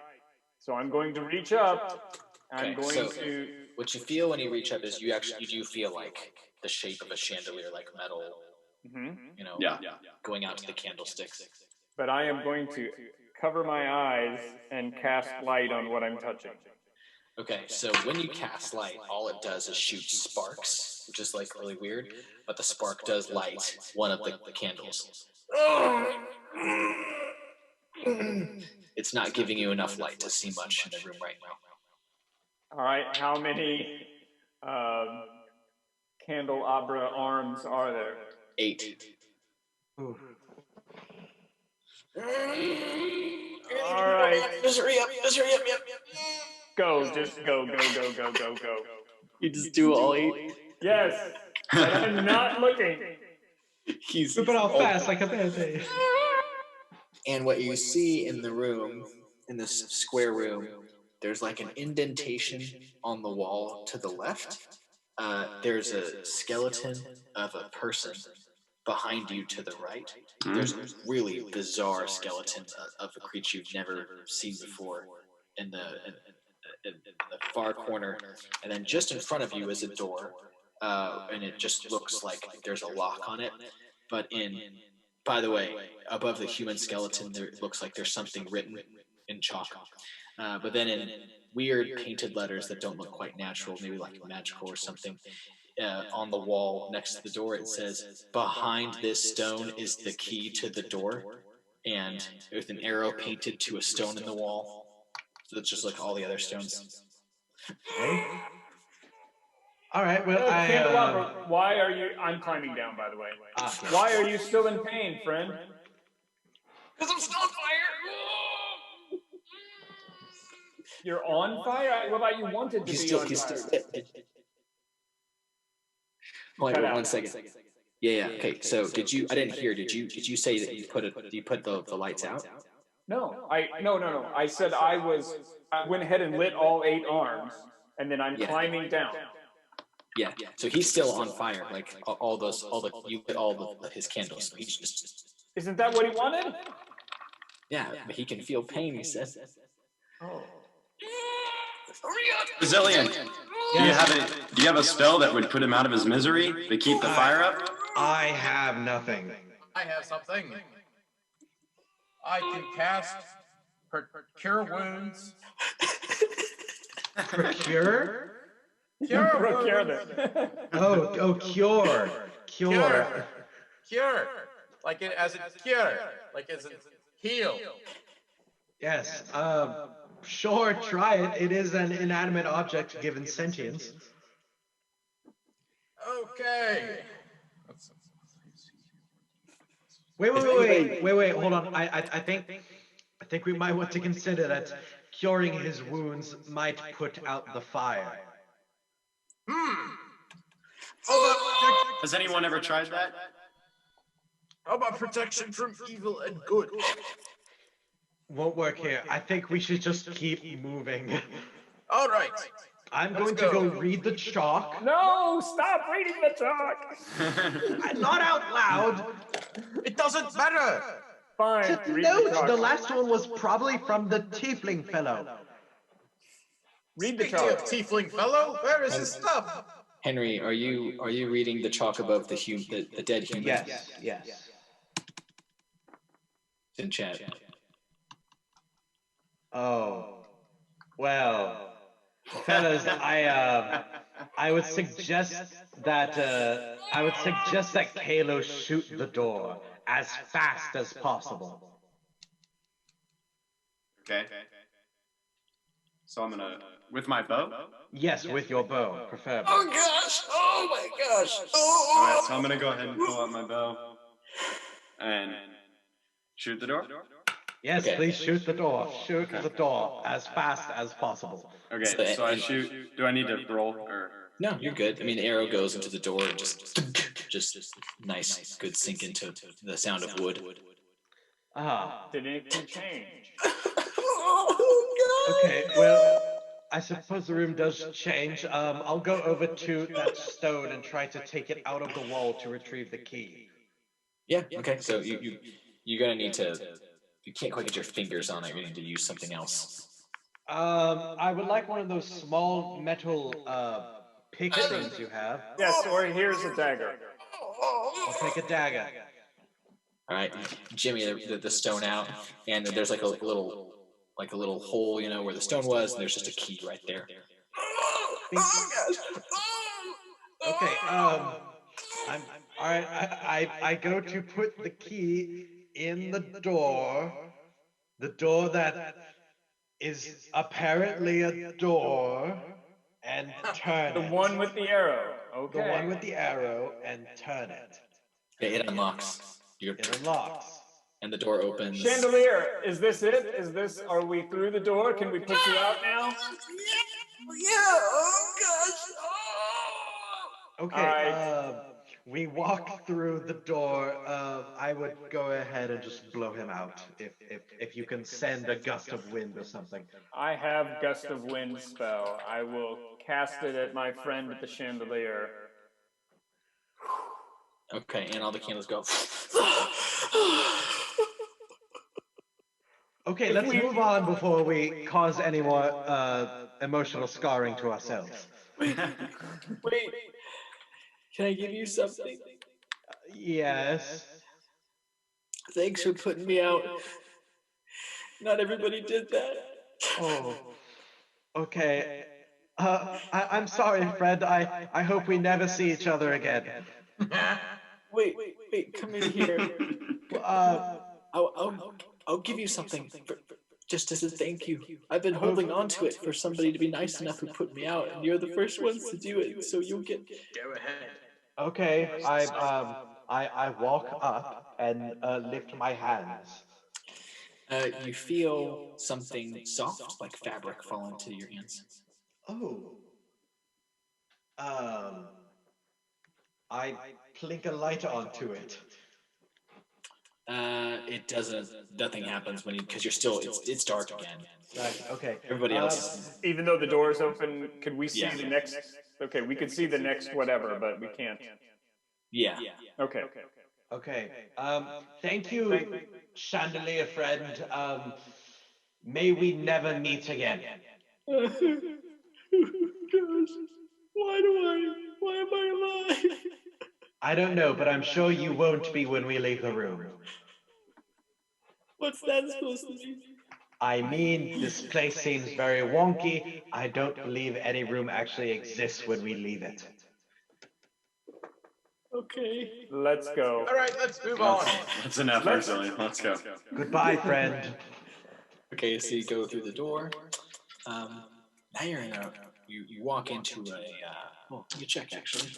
I want to close the door that we just came into, or came from, and listen very carefully. Can I hear the chandelier still crying? Wait. So okay. We go into the next room.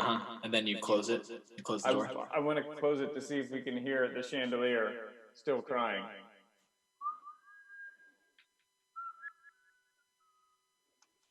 All right, I feel good. Let's go on. What's in this new room? Halo, what's up? Before we, as we're moving into the room, I turn to Auxilian and I say, I have to say, was on your side the first time, but is there something with you and friends? Do you feel like you need more than us? We're here. No. We're all doing this. Yes, I know, but I was always a very lonely chap, and, it's always good to add to the party, the more the merrier and all that. I don't know about that one, little Argo. Yeah. If my days as a spy have taught me anything, it's that. Because spies aren't the most friendly, I think we should remember. Spies aren't exactly known for having a cavalcade of camaraderie. Is that an insult? No, of course not. You seem to be very friendly, unlike many of your other spy brethren. Do I need to remind you of my past? I don't know, no. I would like to know what is in my hands. So it looks like a folded up pocket handkerchief of black silk. I open it. And I step back. It's as you are unfolding it, it looks like there's way more to it than what it looks like it could be. Oh. It gets bigger and bigger and bigger until it's about you gotta do you want somebody else could hold it and then you keep on going out. It's about 10 feet wide. It looks like. Does it shrink when I try folding it? When I fold it? When you try folding it, it kind of magically is able to be, as you continue to fold it gets smaller. Nice. That goes in my pocket. Did you unfold it all the way? Did we get all the way to the very end of it? I don't think we can. No, you did. When you did that 10 feet wide, it stops there, and it looked like it dipped into a half circle when you did. You know what I mean? So it's folded like this, and it's two half circles, so it looks like it's a giant circle. Mm-hmm. Okay. So I'm curious, Could you hold that piece of cloth up against the wall, please? Yes. So now, just so you know, you're in a really big room now, and the room is sort of like glowing almost like neon blue, but you slap this hole up against the wall, and it just goes in. It looks to go like 10 feet deep. Excellent. Okay.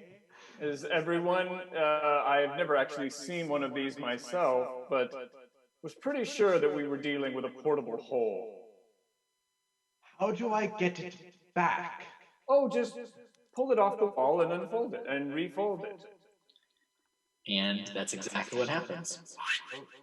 Okay, lovely. I will hold on to that. Should we need a hole? So, as Describe the you, room to us, please. what you see inside of this rather large room are two pedestals in the middle of the room, separated by about 20 feet. Floating above each pedestal looks like a crystal ball. And just take a 5-minute break to go to the bathroom, grab a snack, and we'll be headed back in here shortly. Newkirk, is that okay, Matthew? Or whoever's running the stream? Awesome. Yes, that is great, and we will also try to fix the audio issue. Hopefully it has gotten better, but we will definitely take a look at that. All right, cool. All right, folks, we will be back in about 5 minutes. Thank you. Should we stop our video?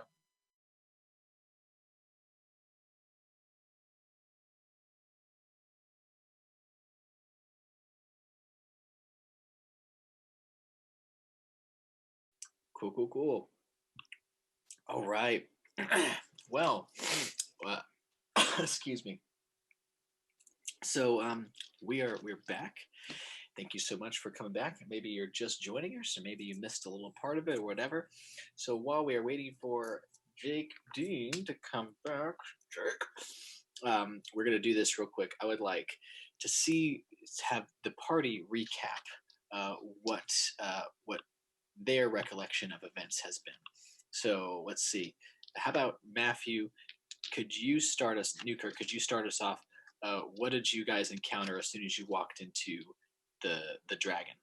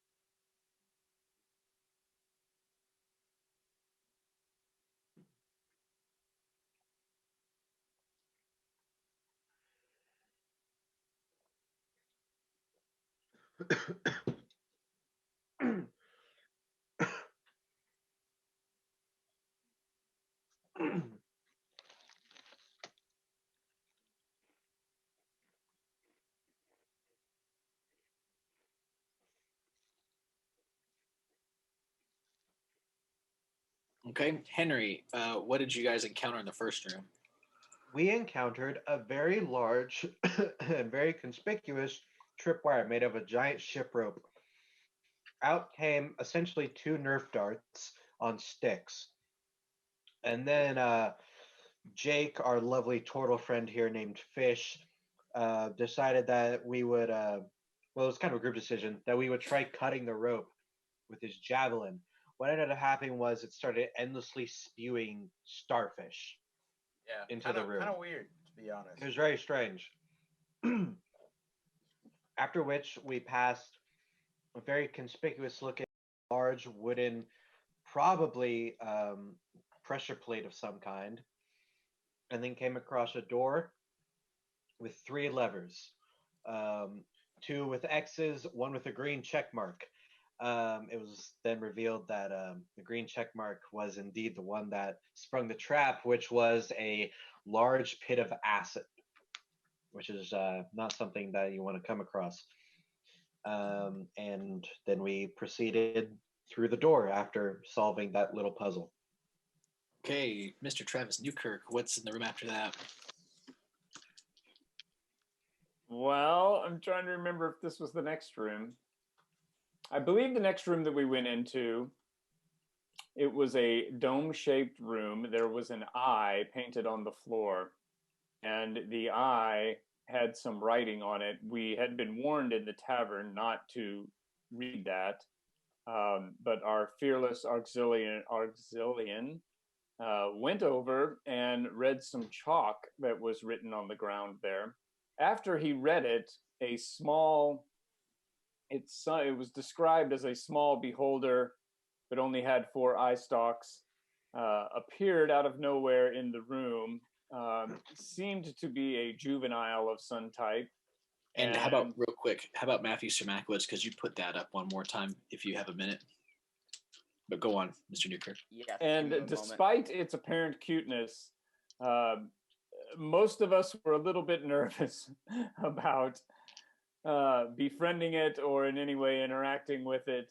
But apparently Auxilian felt very strongly. He went over and using some kibble that he had in his backpack, which was a question for another day as to why he's carrying kibble in his backpack, was able to feed it and with some animal handling skills, able to apparently befriend it, but the rest of us talked him out of bringing it with us further on the adventure, so we left it in the room with a pile of kibble. After much debate, actually, almost came to blows. Okay. And then Jake, the room after that. So the most recent room that we have just exited was full of a chandelier. So we went in, we heard it talking to us. It said that we had to light it or use fire, and we had to light it, but it felt pain whenever we lit it. We had to light it because we needed to see the next room. And once we lit it, we found some chalk over a dead body that Auxilian wrote, or didn't write, but not write. He had to read it, and it said that he had to shoot at the door, and then Kalo shot at the door, and we were able to open it with a stone under it. And then while leaving, the chandelier decided to give us a gift for putting him out, as we were the first party to put him out. And that turned out to be a cloak or a piece of cloth that allowed us to somewhat be in a portal, I guess one could say. A portable hole. Yes, portable hole. Yeah. Okay. And now I'll describe again the room that we are in. Very, very large room with 2 big pedestals. I mean, they're about the size of like classroom podiums, and floating above them are rather large crystal balls. And the whole room, you can't quite tell where the light source is. It's just like the room is just kind of glowing like neon blue. Okay. No discernible exits anywhere. There's a door on the other side of the room. I'm going to go inspect that door very quickly. Okay. Are you just going to use investigation? Yes, and that would be an 18. Looks like, again, like all the other doors in here, pretty normal dungeon door with a ring that you pull. It's going to open into you. No locking mechanism visible? Nope. I mean, does it seem like we need to even do anything in the room, or should we just continue forward? Oh, I'm sure it's going to be magically shut, but I will go ahead, if no one objects, and gently pull on the ring to see if we can just open the door to continue on. It opens. It opens. Okay. What do we see beyond?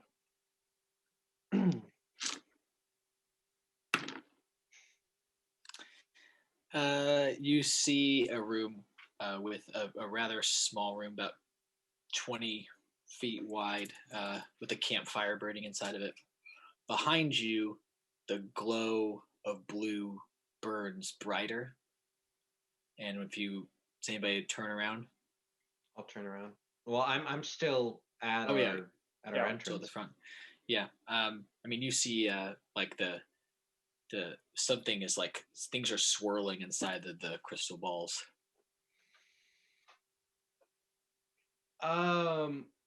It would seem like there's something, but if anything, I would suggest that we leave this room as soon as possible. I agree. I agree. Do So you, I'm gonna wait until everyone comes over to the new door before we step through. Arzillian and Fish, are you like?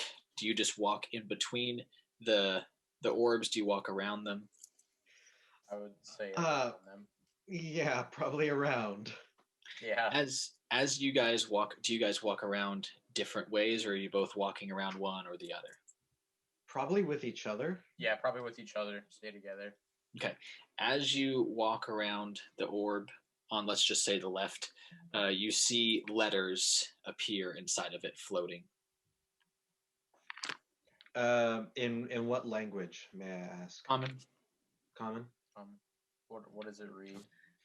Fortune in glittering gold letters floating inside the ball. Okay, well, as much as I like the sound of fortune, I'm still not going to touch the ball. Magic orbs have been known to lie, in my experience. Would anybody like to touch the fortune ball? No, but now my curiosity is up, and I am curious what the other ball says. While you're walking by, could you walk over and check out that other one to see what it says? I'll make a side step to peer into the other ball. As you walk, you have to walk a little bit closer to it, but some blue letters appear inside of it. And in common, they say fame. Okay, definitely not touching either of those. Walking forward. I agree. Yep. As you guys are walking, you hear Pip! Pip appears somewhere, like you're not quite sure how he got there, but Pip's there. He comes floating towards you. Hello, little buddy. I think we're stuck with Pip no matter what this time. Well, Pip is standing between the two orbs, and he's like, Pip, come have some kibble. Come have some kibble, Pip. Pip slowly floats towards Fame. Roll for animal handling, please. May I? Yeah, sure. Okay. Oh boy, that's a 15. He, like, what are you trying to do exactly? Coax him toward me, kibble in hand. I have food, Pip. I know you like the kibble. He sees the kibble and he sees the orb. What's up, Kalo?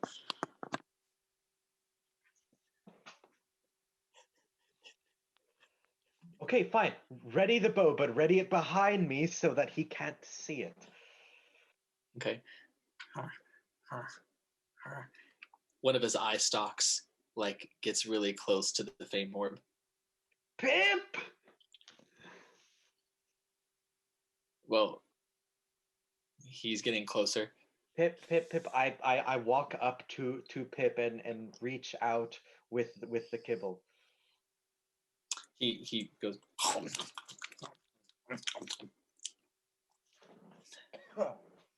I walk backwards with the remaining kibble, trying to get him to follow a bit. He looks over at the orb.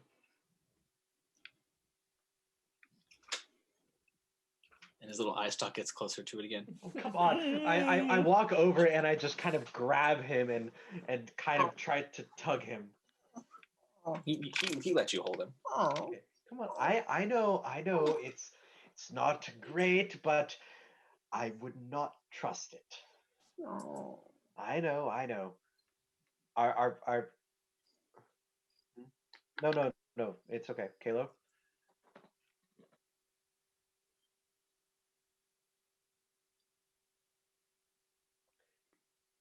I would concur.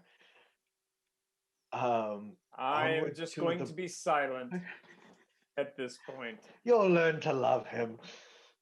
Nope. Sorry, I'm gonna pass on that one, Chief.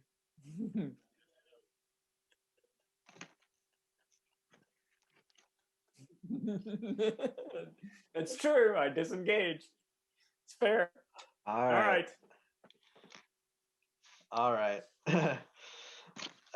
Do we go through the door into the next room? What can we see in the next room, or is there a veil? It said there was You a can see. bonfire, right? It's a Okay. bonfire. Oh, the bonfire. I'm ready to go on. I have no desire. Sorry, in character. I've never desired fame or fortune. I tithe 90% of all of my treasure to the Brotherhood. Anyway, I only keep what I need to replenish my stocks. So fame nor fortune interest me. Okay. We go through into the room and Through the door. shut the door behind us, I would assume. Yes, I don't want our little friend to find his way back in there and cause trouble. Yes. Okay. So you guys walk into this room, and it is the fire doesn't really appear to be giving off any heat or giving off any smoke. There's no ventilation. How big is the room? What shape? It's only about like it's just a square, like a cube room. There's a door on the other side. May I attempt to touch the fire? Yeah, sure. Okay. It doesn't really feel hot. Okay. But it's flickering like fire. It's not just frozen. Just looks like it's Yeah. actual flickering. And your shadows are on the walls. Okay. I would like to do like an insight check to see if it's like actually fire or like a projection. The investigation. Investigation. Okay. Whew, 22.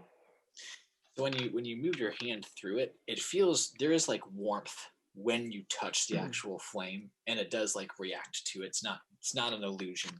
Okay. Everybody roll perception real quick.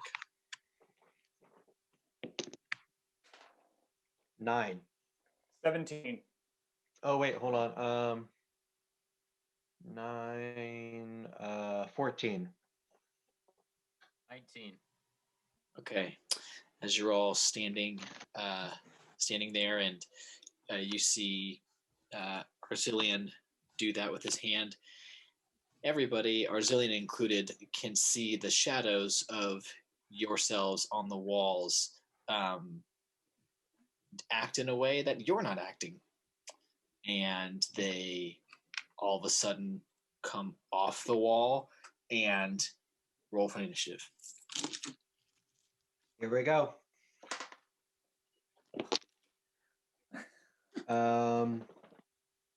12. All night long, I've rolled anything below a 10. 3. 6. 6. That's me. So Fish and Kayla rolled 6s.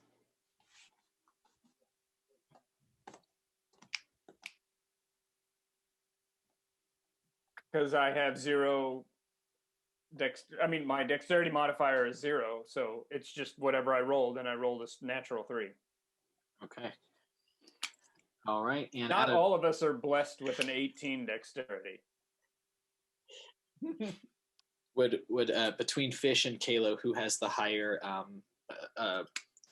dexterity modifier? Let's see here. Mine's +1. Okay. All right. So that will be.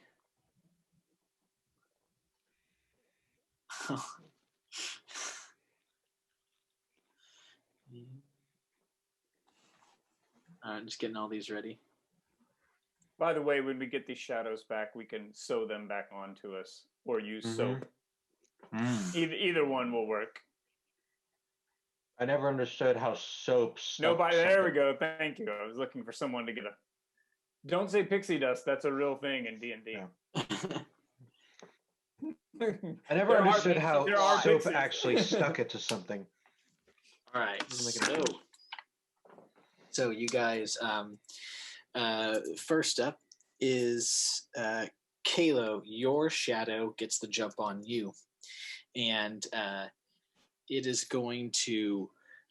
It just looks like what it's doing is it's just shoving you as hard as it can, and it is attacking you with 17 to hit. What is your armor class? That's a hit. Oh, okay. So your shadow tries to. So it's behind you, and so it tries to you just see this black arm move like it's swinging for your head. You're able to dodge right out of the way, but it did try to swing for you. Next is Auxilian. Your shadow is going to come swinging at you, and it is attacking with nat 20. So Auxilian, you are going to take 8 bludgeoning damage. Okay. And you are going to, it specifically hits you towards the door that you try to just come through. So you go flying back and just hit the wall right by everybody else, but you are over by the door again. Do I take any damage from the hit? No. The 8 damage was sort of everything all at once, just back. Fish, your shadow, tries to do the same as all the other ones. It swings around, and it is hitting you with, that's not great. That is a 12 to hit. What's your AC? My AC is 19. Okay, so misses, same thing. You're able to, for pretty fast for a turtle. And that is the shadows. Next is Arzillion. You're up. My shadow didn't attack me? It hasn't gone yet. Okay. Oh, okay. Getting back up, I cast Magic Missile at my shadow. Okay. Magic Missile creates 3 glowing darts of magical force. Each dart hits a creature of your choice that you can see within range. Each dart deals 1d4 of damage plus 1 force damage to its target. The darts, all 3, strike simultaneously as I direct them to hit the creatures. And I'm just using this as a level 1 roll for hit. Yep. You don't roll the hit with magic missile. It just hits. So Okay, just roll your d4s. That is a 3 and plus 1 force damage. So that's all of the is that the total? No. So that is that was just 1 missile. Yeah, that was just 1 missile. Okay. 1 is 3. Shoot. That's a 4, and for the last one, a 1. Okay. And did you add your plus 1 forces to all those? I did not. So that's 4, 5, and 2. Okay. And I direct them all at my shadow. Great. Okay. So these glowing blue missiles, and your sort of weird dragony shadow takes you, and you see it sort of fall back a little bit, and it's sort of almost like bleeding black goop that disappears before it hits the ground. Next is Darmok. Your shadow does finally get to do its thing, swinging around to you and attacking you with only a 12 to hit. It bounces off my chainmail armor. All right, so yes, he doesn't get a good solid hit. Glances off you. Next is Fish. You're up. Let's see here. Oh no, I just closed my D&D Beyond tab. Let's see. I'm opening it back up. I will Paper. Old school, baby. Yes, Old school. paper. But then you could always spill your drink on it, so it never. Yeah, I will retrieve my greatsword and attack. What do we have left to attack right now? All the shadows are still up. Okay. I will attack my own shadow. Mm-hmm. So.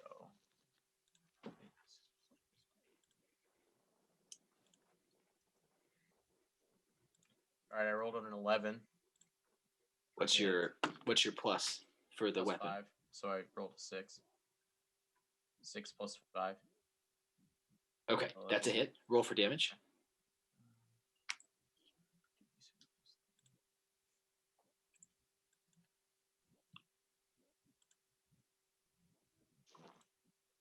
$11. 11 damage. Nice. Okay. So, Fish, you slash this sword, and when you do, you see it like go. It goes kind of like more quickly through than you would are used to. It's kind of like a little bit ghosty as you do, and you see him affected by it, but he doesn't seem like he was smashed with a lot of force like the magic missiles did. All right. Okay. Next is Kalo.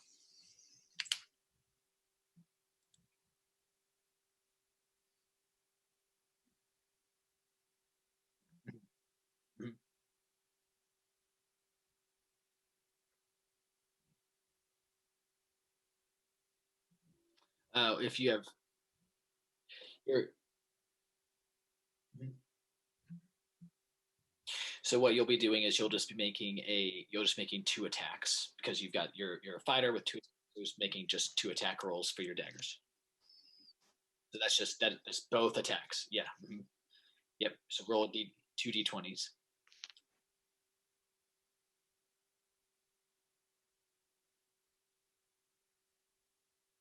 Ooh.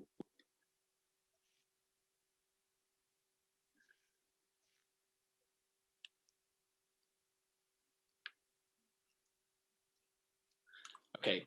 So how I like to do nat 20s is tell me how it does the damage. I mean, it says a D whatever plus what? D4 plus 4 plus 2. So what it's going to do is you're automatically doing 4 damage. Roll the dice again. Basically, just whatever you told me that you did your damage, add 4 to it.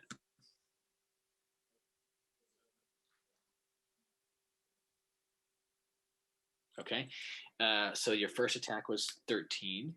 And then go ahead. What's your second one?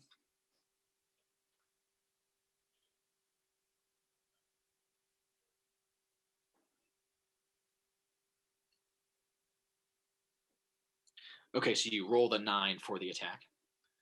Okay, so your first one, I mean, like you felt so good when that came through, and it did slash through, and you saw almost like you caught your own shadow off by surprise.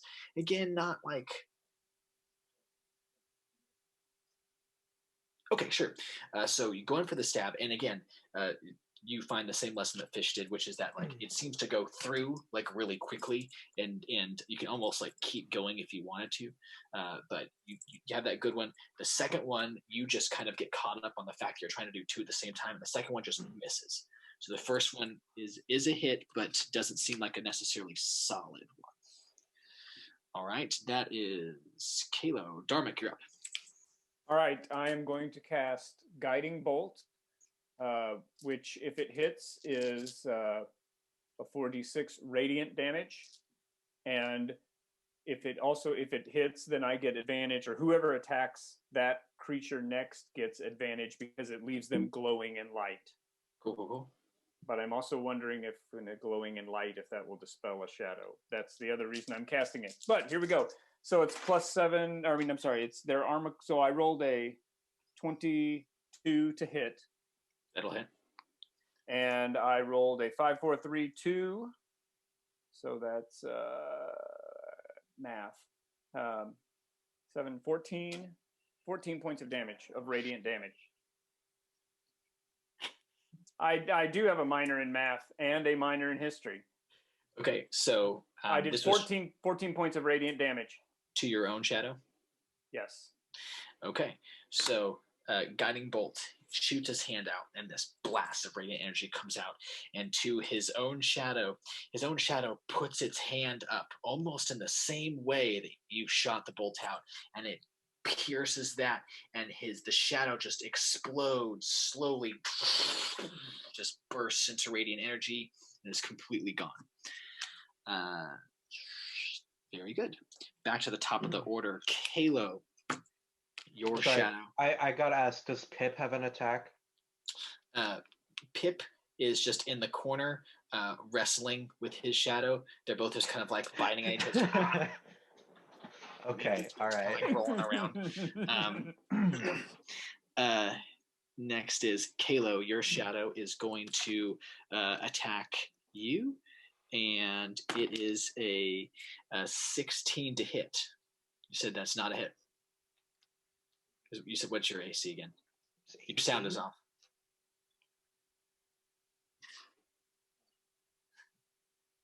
Yeah. Okay. So tries to go forward again, and you're able to just glance off. Well, you're actually, because you're probably, your AC is probably based on more of your dex. You're just really dodging this thing, nice and easy. Next, Auxilian. Your shadow is running towards you again and trying to shove you out the door. Mm-hmm. And it is going to be a lot. that was an 18, not even plus the mod. So you are going to take 6 bludgeoning damage as he hits you, and you are going to actually go through the door, not like you broke the door, but like the door gets knocked open and you're back into the blue room. Okay. With that 6 points of damage. Mm-hmm. Next is Fish's shadow is going to attack him.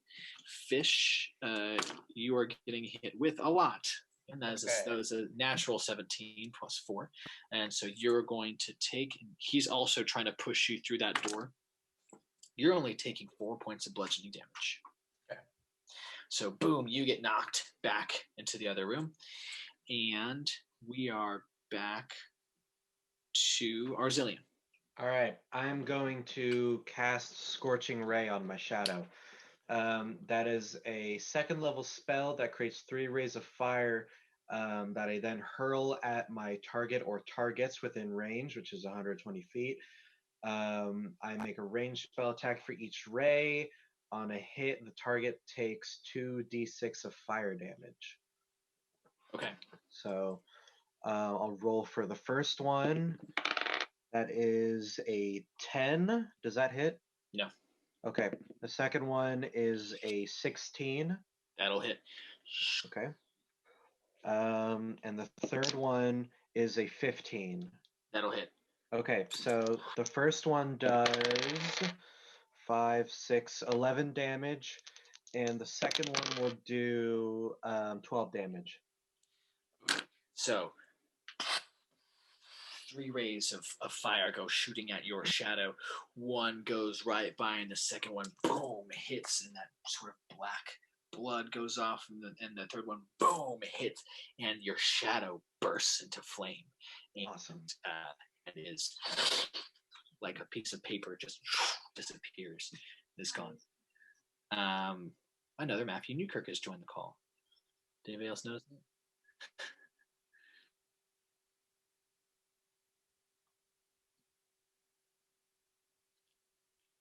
Okay. All right. His shadow has joined the call. Does join the call. Arzillion, his shadow has done its thing. Yes. Next is Fish. You're up. Okay. I would like to cast Cure Wounds on myself. If I'm able to do that.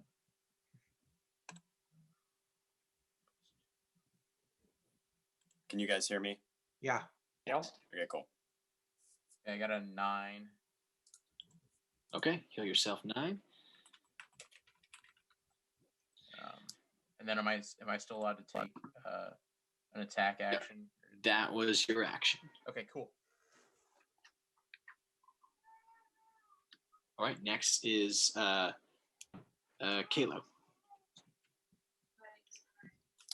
All right, so I have my dagger. So I'm going to hit with that dagger that I was holding. Yeah, I'll just go try and do the 2 again. Go for it. All right. So we have 7. To hit? Yeah, 7 to hit. Man, you're adding your modifiers onto that, right? Oh, shoot. All right, so we got 14. There you go. 14 to hit, plus 10. And then that's 19 to hit, plus 10 again. So, okay. All right, so, all right. So what was your damage on those? 10 on both. Oh, I see. Okay, gotcha. All right, so you were able to, so wham, and you stab your shadow again twice, and you just wrench those knives in, and you're able to just pull it apart as it seems to burst into this weird disappears. And then we are to Dharmic. Well, what I want to do is cast Thunder Wave at Pip's shadow, and gosh, he just happened to get caught in the blast. But I'm not going to do it. So the only shadow that's left, though, is Tortle, right? I mean, is Jake's shadow. Yeah. Is Fish's shadow. Yes. Well, as you mentioned that, you see, it looks like Pip is like. Okay. There's no shadow. So I will cast another guiding bolt at Fish's shadow, which is a 15 plus 7 to hit, so 22 to hit. Yes, that's a hit. And this time I only did 10 radiant damage. So, guiding bolt again, and this radiant bolt comes out, and Fish's shadow tries to get back into a shell, but just explodes like a grenade. This light grenade goes off.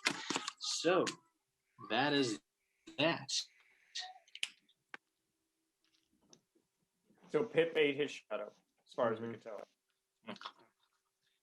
Pip is like, you see Pip sort of like moving around the room, and then you see him float over to something on the ground on the other side of the room. I guess we go inspect that. Who does? I will. Okay. I will saunter back into the room, shut the door behind me, and walk over to Pip. Okay. Pip seems to be sort of like trying to open up what this is. It looks like a sack, but it has like these letters embroidered on it. Mm-hmm. What do the letters say? The letters are RC. RC. Mm-hmm. And it's like a drawstring sack, and he's like trying to open it. Oh, I open the bag. He looks like Dharmic. He looks like he's about to open the bag. I say, wait, friend, and I'll grab his wrist to see if I can stop him. Okay. Well, first of all, do you, Arzillian, do you let him like stop you, or do you like just try to open it anyway? I give it a second because I want to reason with him. Okay. Pip clearly has Pip has some familiarity with this bag, clearly. I would assume that Pip was the pet of one of the previous parties, and this is probably his owner's bag. All right. If you want to take responsibility for whatever happens with that bag, that's your business. I'm going to stand over here by the door on the opposite side of the room. Fine. Just so that I can keep an eye on things. All right. Just be careful. It's dusty in here. I was going to offer to heal anyone in the party who does need healing, but I believe I'll wait until after you've opened the bag. That might be wise. I could take more damage. We shall see. Facing the aperture of the bag outwards, I stretch it open. Okay, nothing happens. I dump the contents on the ground. Very soft sounds that are very familiar to fish, because it's the sound of pastries landing on the ground. 8 of them. You see 8 cupcakes. Fish? Fish? Oh, is he for? No. Whoa!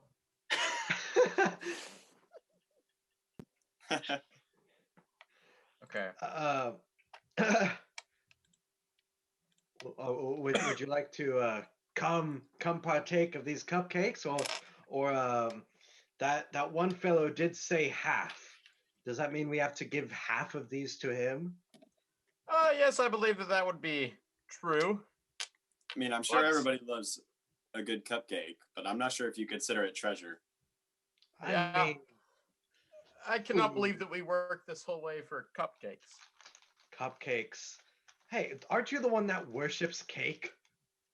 Yeah, but I mean, only when I make it. Okay, fair enough.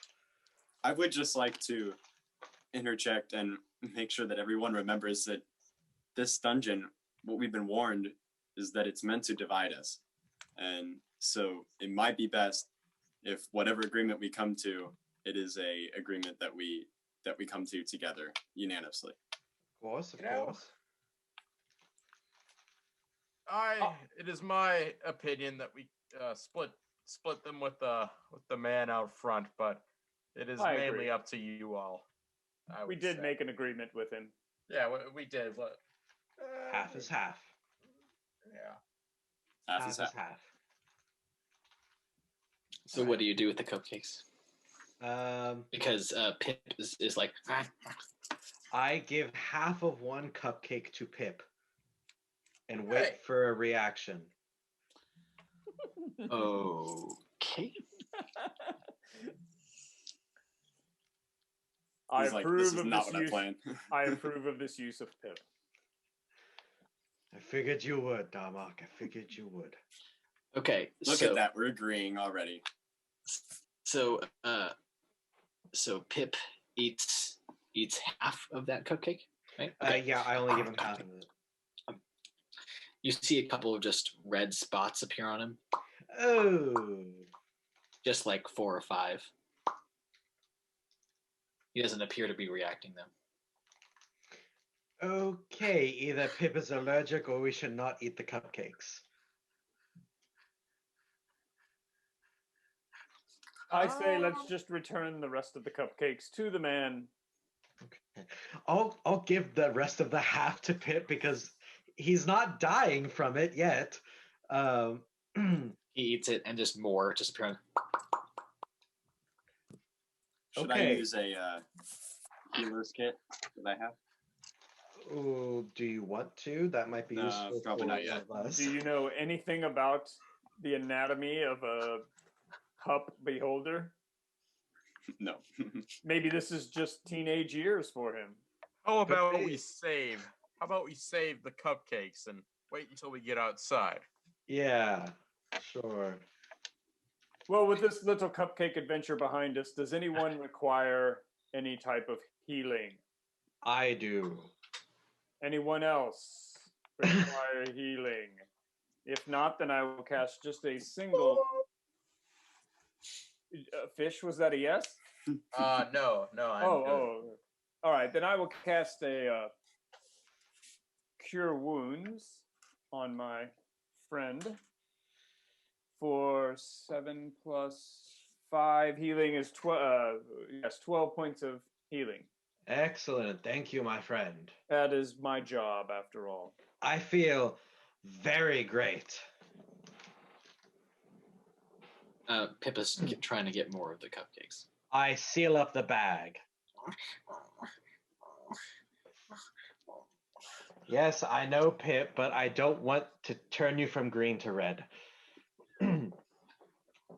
So I seal up the bag and put it in my pack. Okay. All right. What do you next? Is there another door in the room? Yeah, there's a door on the other side. Yeah. Venture forth? I'm gonna guess it's not locked. No, it's not locked. Okay.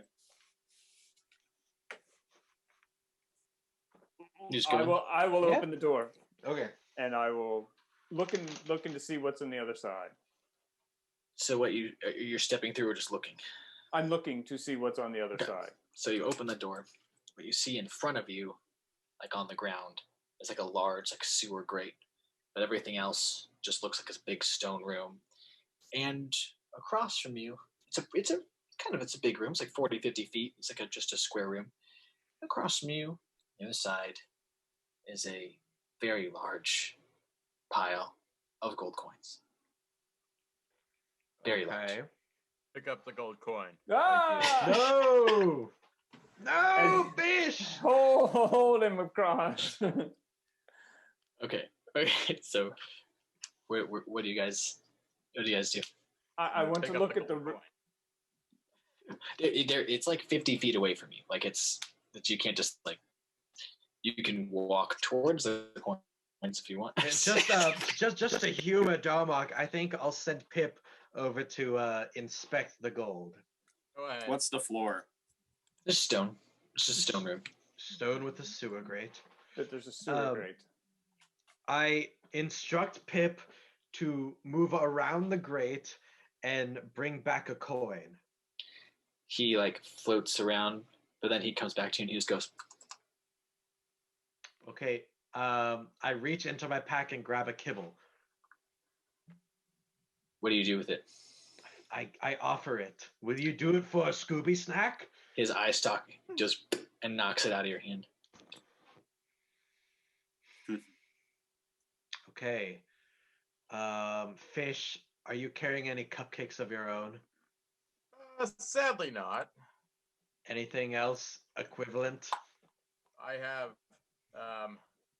let me check. I do have a mess kit, so I may be in a pot and an iron, so I may be able to cook one. Let's not take that time. All right. Tell you what, Pip, you can have another one after we leave. Give him half of one.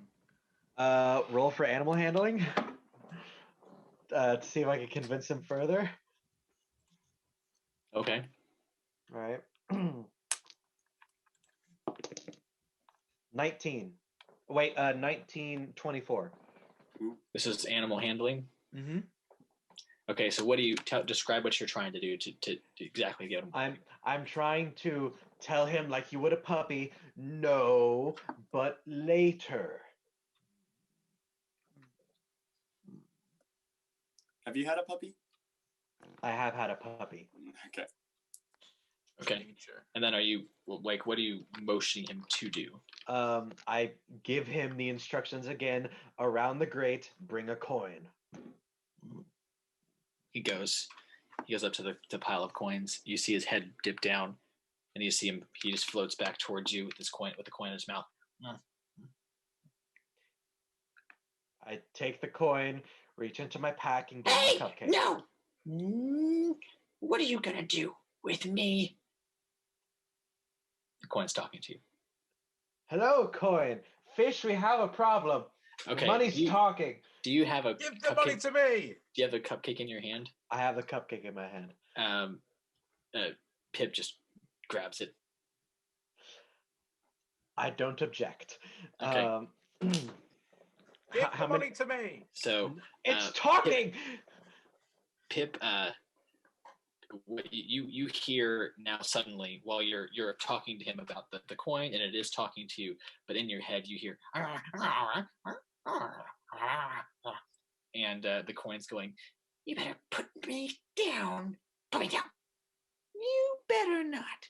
I'm sick of people coming in here trying to get me. Put me down. I toss the coin. Hey, hold on. Actually, no, I will not. Darmok, this coin is talking to me, wants me to put it down. I have the strong inclination to toss him in the sewer grate. Ooh. Do not. Don't even think about Do it. you Good. That's exactly what I want. Okay, back into the pile it is. Arzillian, as you're this whole time you're hearing inside of your head.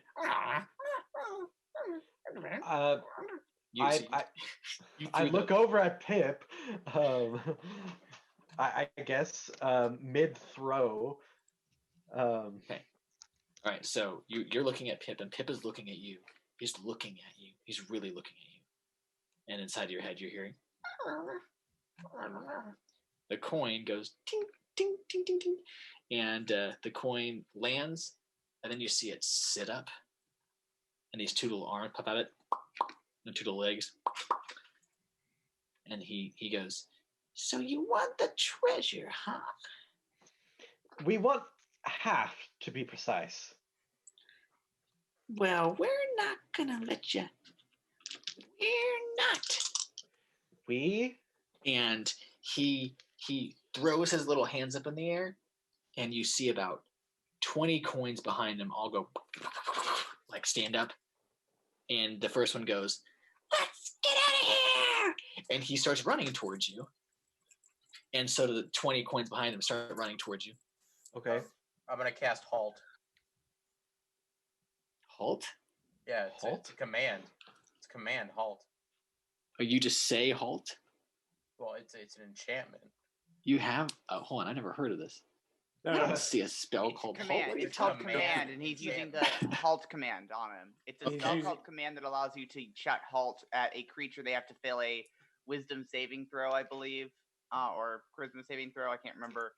And Hold on. Basically, Can any creature? Even takes no action. Any creature. Can any creature can do it? Any intelligent creature. Like any creature has any sort of intelligence. So they have to. I think they have to do wisdom 12. Okay.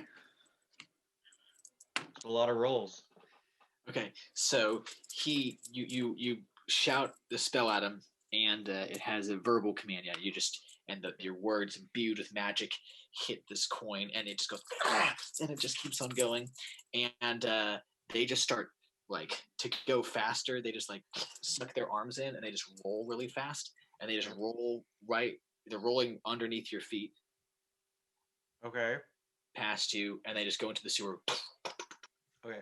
I was going to say I run and lay down on the grate, but if that is too late. So wait, you wanted to do that? Yes. Okay, so as they were running towards you, and he wasn't get halted, you're throwing the portable hole. You said? No, I was just going. Well, the hole would make it bigger. I was just going to, dolphin dive onto the grate. He wants to cover the grate with his body. Oh, okay. So you're trying to, and so the coins are like hitting you, but they're not causing damage. They're just hitting you, and then the one stands up on top of your back, and he throws his hands up in the air, and another about 26 coins from the pile all jump up, and they start to run. They're running, and they're all running towards you. And they're like kind of trying to they're all kind of trying to push you a little bit. I could use a little help over here, please. All right, I have ways of knocking these guys back. I can command and control a lot of wind, but my question is, are they real coins or are they just enchanted little demons trying to keep you busy? Another 9 jump off the pile. I would act fast, please. I cast Gust of Wind. It is a 2nd level spell. It lets me fire a gust of wind 15 feet wide. Everything within that needs to make a strength save. And if it fails, then it is blown back 15 feet.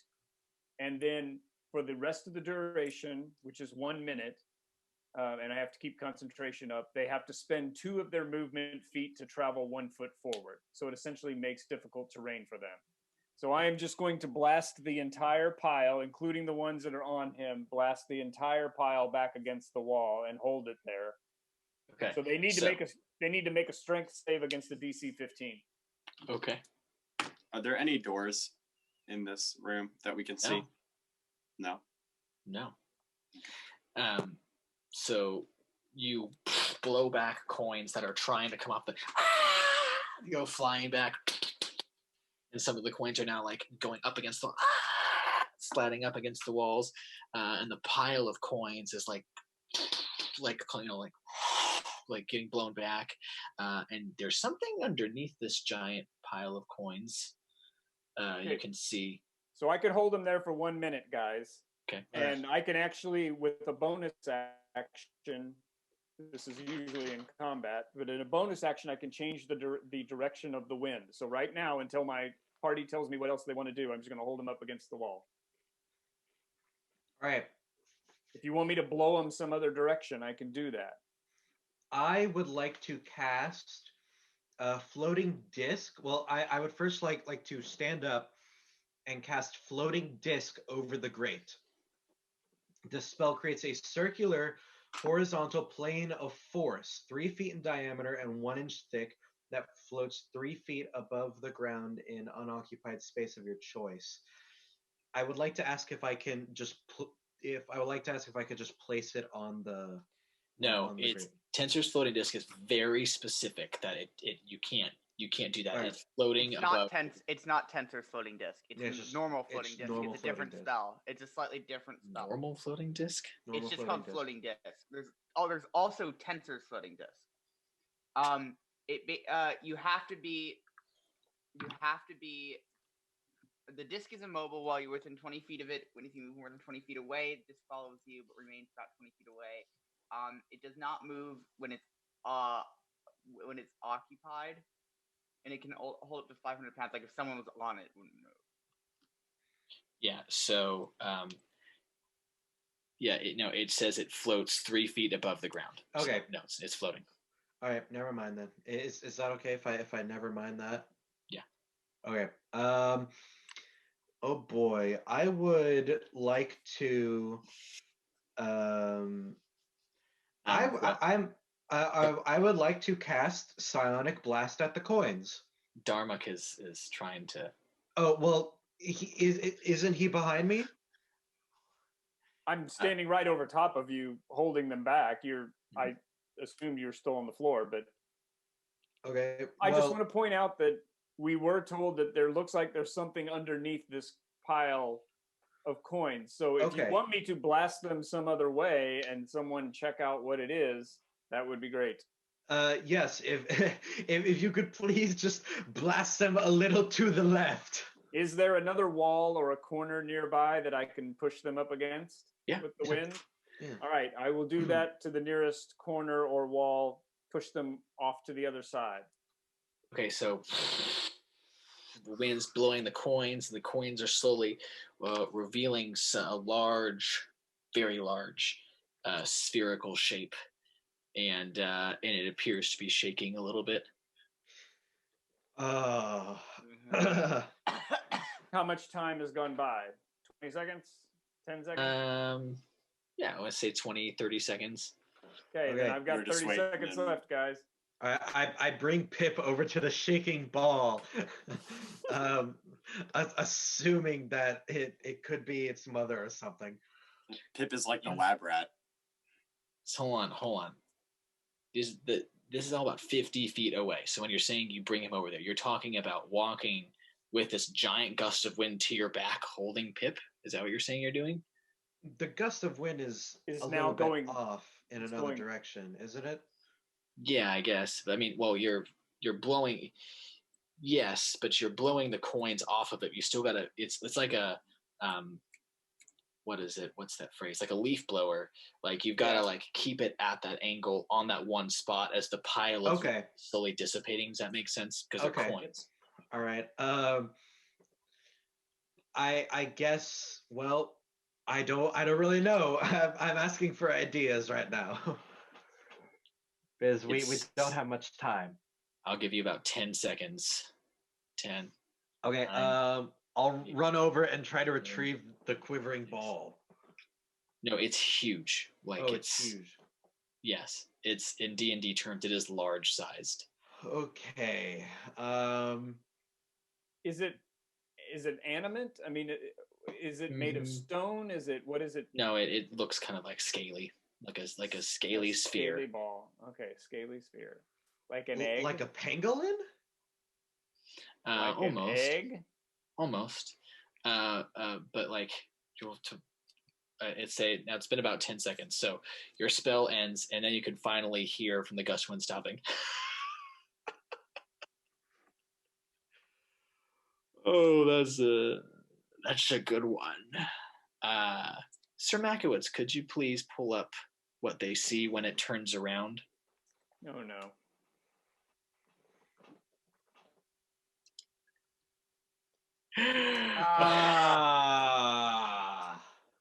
Whoa. Hi. Thanks for going. Go ahead. I'm sorry. Welcome to my new lair. You're probably, let me guess, the 34th party to come through here. But this is the part where things don't go well. Anyway, yeah. Whoa. Steve, what are you doing over there? Steve. And Pip reacts. Steve, you come over here right now, Steve. And Steve is. I put my hand in front of Pip, trying to no, he doesn't have to come over there. I'm surprised that Steve would hang out with the likes of you. I mean, you kind of remind me of Mind Flayer. He's talking to you, Arzillian. Oh, I'm sort of a half-breed, really. Sort of dragonborn. Okay, lovely. Mind Flayers. His one eyebrow goes up. Feisty. Mind Flayers drove me out of my first lair. Had to go find a new one pretty quick. I thought this was a real dungeon, but I had to make it one myself. Well, are you guys ready to... You're going to run, or you're just going to die right now? Alamo. Alamo. All right, so... That sounds good. Alamo. Question before we go full on here. The coins that were blown over there, are they still animate, or are they now just laying on the floor away from the holder? So when you look over there, you see them making a line, and they're trying to sneak around. Like, they're trying to, this whole time have been slowly sneaking around, like, against the wall, like... Have anything for that? To protect themselves? They look like they're trying to get around back towards the grate. I think they want to jump in the grate. Yeah, I would like to use my quarter staff as a hockey stick and just kind of bat them away. Okay, so you got to go to them. Okay. Never mind that, because I'm still on the grate. Why would I need to do that? So are you sitting on the grate? I'm standing on it. You're standing on it. Okay. Standing on the grate. Everybody else is facing off against the beholder, and he says, "Any last words?" Psionic blast. Alamo. Alamo. Before Arzillian, before you can say that, you hear inside of your head, and all of you hear, Alamo. You turn around. Mm-hmm. Steve got into the cupcakes. Oh no. And there are 4 left, so he did eat quite a bit of them. He ate half. Yeah. And he suddenly just starts to and doubles in size, triples in size. So he's about the size of the beholder. He's still Steve or Pip, but his one eye looks a lot more fierce. His eye stalks like.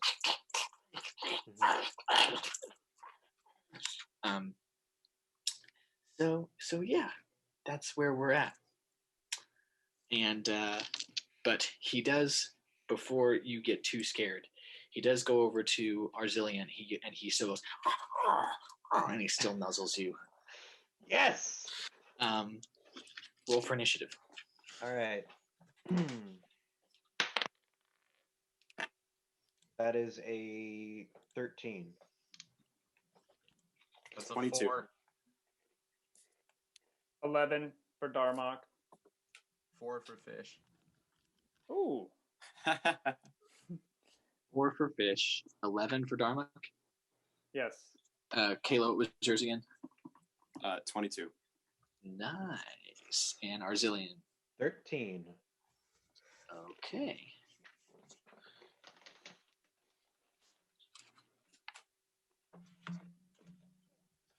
Okay, so first up is Kayla. All right, so I hate to do it, but Steve's behind, and I'm just gonna take out the. Take out the bow. Whoa. Well, what do you He's think? on our side, clearly. He betrayed us. He hasn't done anything. Yes, he has. He ate a couple cupcakes, got really Yeah. big, and then proceeded to nuzzle me. We needed those cupcakes. No, we don't. There's Yes, 4 we left. do. There's So you no want the 4. behemoth first? We still Take down have the beholder, please. half. Yes. We still have half. And if Steve turns on us, he's going to eat Arxillian first, and that's just come up it. So Yeah, that's fine. I'll take that. All right, then I will turn on the beholder. I pull out my longbow, and I'm getting ready to take a shot. Okay. So we have 10 on the attack, and then the damage. Plus what? Plus what? That was with. That was with your modifier was only a 10? Yeah, it was not a good roll. Okay. 10, just arrow flies right by him. Second attack. Ooh, 9. Okay, so the with all the confusion of whether or not to Hang shoot on. Steve. Hang on. I'm gonna use my. Let's see, precision attack. Oh, okay. You can expend 1 superiority dice to add it to the roll. Okay, so you're adding this to the 10. Yeah, so I'm adding to the 10. And which A do I D8. roll? Which A die? D8. D8. Okay. Add 3 to 10. Still does not hit. Okay. So you, in the confusion of whether or not to shoot Steve or the beholder, fire 2, and you really try to focus on the second one, but they still both. Next is the beholder. The beholder, from where he is, he laughs a nice, sweet, sick laugh, and he is going to fire one of his eye stalks, and he is going to shoot it at Kalo. And Kalo, coming your way, is one of his eye stalks fires this yellow zigzaggy ray at you. You need to make a Constitution saving throw and tell me what your number is. 21. That's fantastic. So it hits you, and you feel like you're almost frozen for like a second, but you like get off of you, and he goes, and then he comes flying towards you, and he is going to try to bite you, but actually, he's coming towards you. He makes it about halfway through the large room, but that's the end of his turn. And then Steve Steve is going to charge at the beholder, and he meets him halfway, and Steve is going to try to bite it. That's not great, Steve. He tries to bite and he misses, but then he gets one of his eyes like shoots at the beholder. And it is going to, beholder has to make so Steve, one of his eye stalks like grabs hold of the beholder and like throws it back the way that it came, and the beholder goes flying through the air, hits the wall for a little bit of damage, and he like hits the wall, and his eye like blinks a couple times, and he goes, "Steve!" And that was Steve's turn. And then we have... Can I ask a question? Yes. How far in distance is he from the rest of the party? About 50 feet. 50. Back to 50, okay. Mm-hmm. All right, now we're up to Arzillion. Awesome. I'm going to cast a 3rd level variant of Magic Missile. All right. So this one will fire 2 more additional arrows. So I'm going to roll... do I have to roll for each dart? Yep. Where? Okay, 8. Now hold on, this is what dice is this? D20 for roll. Oh no! You don't roll the D20 for magic missiles. You just roll the damage Oh dice. right, sorry. Never mind then. So that's a 4 plus. So that's a 4, and then I have a +2 modifier on my rolls. So that is a. Oh wait, a +5 spell attack actually. So that is 4, 9 plus 9 plus 9 plus 9 plus 8. Oh, you had to You break don't the have streak. as much weighted dice out there. No, it's a 4-sided die. You can only flip the say in the air so much. Okay. So magic missiles go firing at him, boom, boom, boom, boom, because he was steering at Steve. You got the drop on him, if you know much about beholders, and so boom, boom, boom, boom, boom, and you hear all these missiles, and he just he does not look happy. That's not nice. Next is next is Dharmic. All right. The coins, are they still headed for the grate? Mm-hmm. And the grate, how long did you say it was? I mean, it's about 5 feet? Yeah. 6 feet? Mm-hmm. Great. Yeah. Okay, for my action, because I'm going to assume you're going to tell me this can't be a free action, I'm going to throw my bedroll across the grate and drop my backpack on it so that the grate is essentially covered and the backpack is weighing it down. So that's my action, if you'll let me do that. And then for my bonus action, I'm going to cast Spiritual Weapon, which I can do as a bonus action. And I have a range of 60 feet, which you said that the beholder was 50 feet away. Mm-hmm. So I'm doing that, and it's just a regular 2-hit. So I had a 15 plus 7, 22 versus his armor class that hit. Mm-hmm. All right, and it does D8 plus 5 force damage, which is a total of 8 points of force damage. And that my spiritual weapon will last for 1 minute total duration with no concentration. Wow, nice. Okay.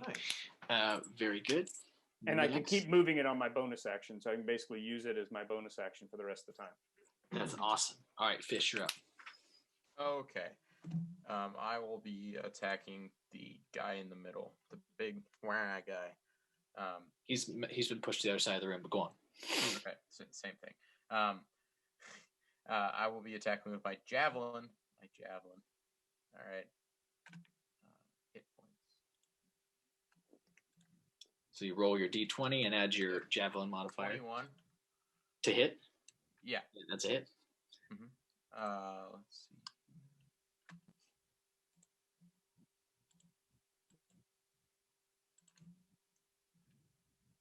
See 4 for the d6.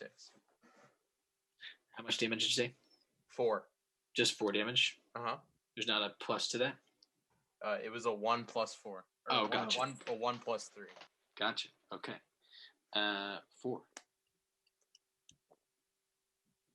Very good. Okay. And we're back to the top of the order, which is Kalo again. All right. So he's still 50 feet away, right? Mm-hmm. Okay, so let's try and do the longbow again. First shot is a 23. That's a hit. Damage is a 6. Okay. Second shot is 17 for the hit, and then the damage is 5. The 17 does not hit. So arrow sails through the air, smacks next to his eye, and then that kind of threw off the second shot as the second shot goes whizzing by his head. But it's good. It's Kalo. All right, now the beholder is up. The beholder is going to fly at Pip and is going to try to bite Pip. It is going to be the beholder rolls a natural 1. Oh, A crit failure. Nice. As he goes towards Steve, and his passion of being betrayed is so strong that he just overdoes it, just is overzealous, moves in just way too fast, and just face plants into the ground, smashing, and you actually can hear almost like the sound of teeth cracking. oh, Yeah, not good, and he takes some damage for that actually. heck yeah. Okay. Always fun. And then one of his eye stalks is going to whirl at Pip, and it is going to be it is going to be Pip has to do this. Okay. All right. Pip is going to he sees that and he just gets cocky, smashes into the ground. Pip is like ha ha ha ha, and this eye stalk whips around and shoots at Pip. Ha! And as Pip is like in mid laugh, this gray beam. No. Wait. No, Pip. Okay. Can you hear me? Yeah. Yes. Sorry, my connection said it was bad. This Oh, gray sorry. beam comes at Pip. Boom, hits Pip, and Pip goes, ha ha. And Pip turns to stone. No. Like paralyzed or actually stone? Like Stone. dead stone. Oh, man. I told you would like him. No, he was just a distraction. I thought it was great. Okay. Rest in I'm peace. role playing with you. I think it's great that we had Pip. That was his turn. Next up Pip. is Arzillion. All right. Is anyone in? Well, so I could move and then attack. Yes. Mhm. Okay. I would like to move. Let's see. So I'm in the middle of like a 100-foot room, and he's roughly 50 feet away. It's a 50-foot room. Oh, it's a 50-foot room. Mhm. Okay, so I'm roughly 25 feet. Okay, so I'm gonna stay where I am in the center of the room. Pip's dead. You're still there. by the front of the grate. door. You're still by the door. No, I'm on the grate. Yeah, so which is right in front of the door. Oh, it's right in As you front of came the in. door. All right. So you're still on that side of the room. Pip and the beholder are right in the middle, where Pip is stone. The beholder's in the middle with him. All right. And the coins are still sneaking around. All right. I'm going to take. I'm going to move roughly 10 feet forward. I think. How far away are they from the? I mean, they're in the middle of the room. It's 50-foot room from, so they're 25 feet from All right. So yeah, I'm gonna. Actually, I'm just gonna stay where I am, and I'm going to. Is anyone in front of me? No, everyone's kind of to the sides of you. All right. I'm going to cast Psionic Blast. Okay. 30-foot cone of mental death.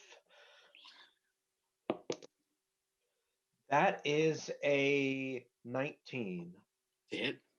It hits. Okay, That's now that is 5d8s plus 5 with each one. So that is. You only have modifiers. Usually only have modifiers once. But let me. Oh wait, never mind. Sorry, that's a different thing. Well, yeah. So it's 5d8 of damage plus 5. Never mind. I was thinking of that wrong. Yeah. So it's 5. Now 12.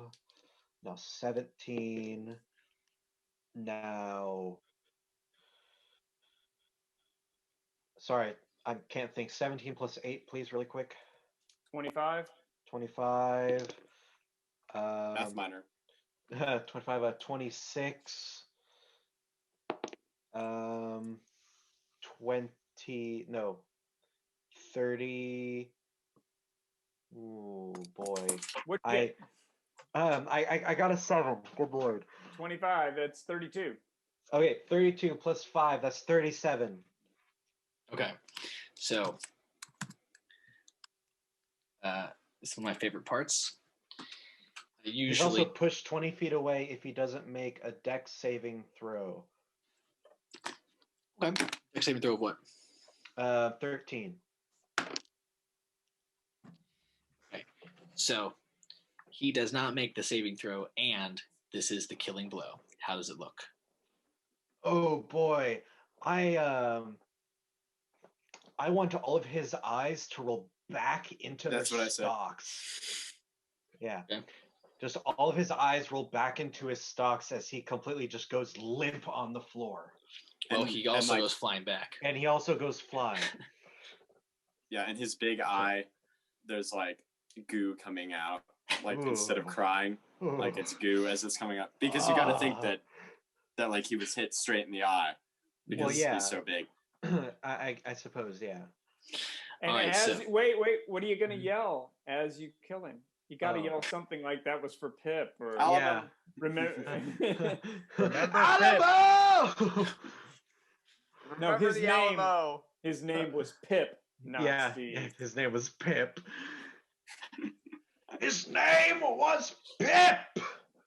And boom, his eye stalks roll back. His big eye kind of flutters up as weird goopy tears fall, and he flies back and lands and rolls and hits, and all the coins that were very, very close to starting to make their way to try to get underneath the blanket, they all tink tink tink tink tink tink tink and fall down.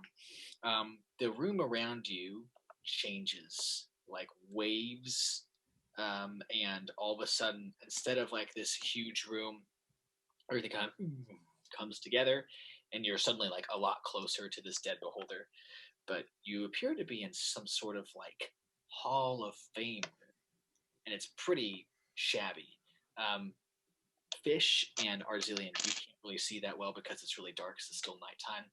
But Kalo and Dharmak, you can see around you that there's almost sketches of adventurers and fathers and sons and families together, and it says their names underneath it, and they have there's a couple of weapons on the walls and stuff, but you're in sort of the end of the room, and to the left of you there's an open doorway, and through that doorway you can see a bell. Who wants the honor? Hit the bell. Well, I think we should carve our names first. I like that idea. Pip. Yes, and with Pip's name, of course. Okay. So you guys go up to just a side of the wall that hasn't been touched yet, and you write your names. Is Pip gone? Pip's gone. Pip's He disappeared? No, or is he still there as a stone? Pip's petrified body is still there. Yeah, Can we I don't have carry him? anything. Can we all carry him and place him in the Hall of Fame? He's still in there. It's still the room. Well, yeah. Well, that's true. We could mount him up on the wall with the swords and the other weapons that are mounted there as a lasting homage. I mean, he's still huge. Like, he's still... Well, that's true. Well, that's right, because he grew. He'll be the quadruple? centerpiece. All right, yes. I carved my name on the wall. Okay. Mm-hmm. All right, you guys carve your names on the walls? Mm-hmm. Who wants the honor of ringing the bell? Oh, I still have my spiritual hammer. Okay, go for it, Fish. All right, Fish. Dong, dong, dong. You guys, you're ringing the bell, and you hear like a door open, and Sivrin and Sivtrin and Thuman come running. I can't believe it! You did it! What? And he looks inside. What in God's? What are those? He's talking about the things in there. Well, one of them was Pip. The other was what is known as a beholder. It's awful. It's already starting to smell in there. Oh no, it could be beautiful. It depends on whose eye it's in. Sorry, Dad. It was a dad joke. I couldn't resist. Yeah. I would end it there because that's the perfect way to end it. But the Unfinished tiefling business. Yeah. the tiefling saunters over and just goes, "Hey, did you find my bag?" Yep, here's half.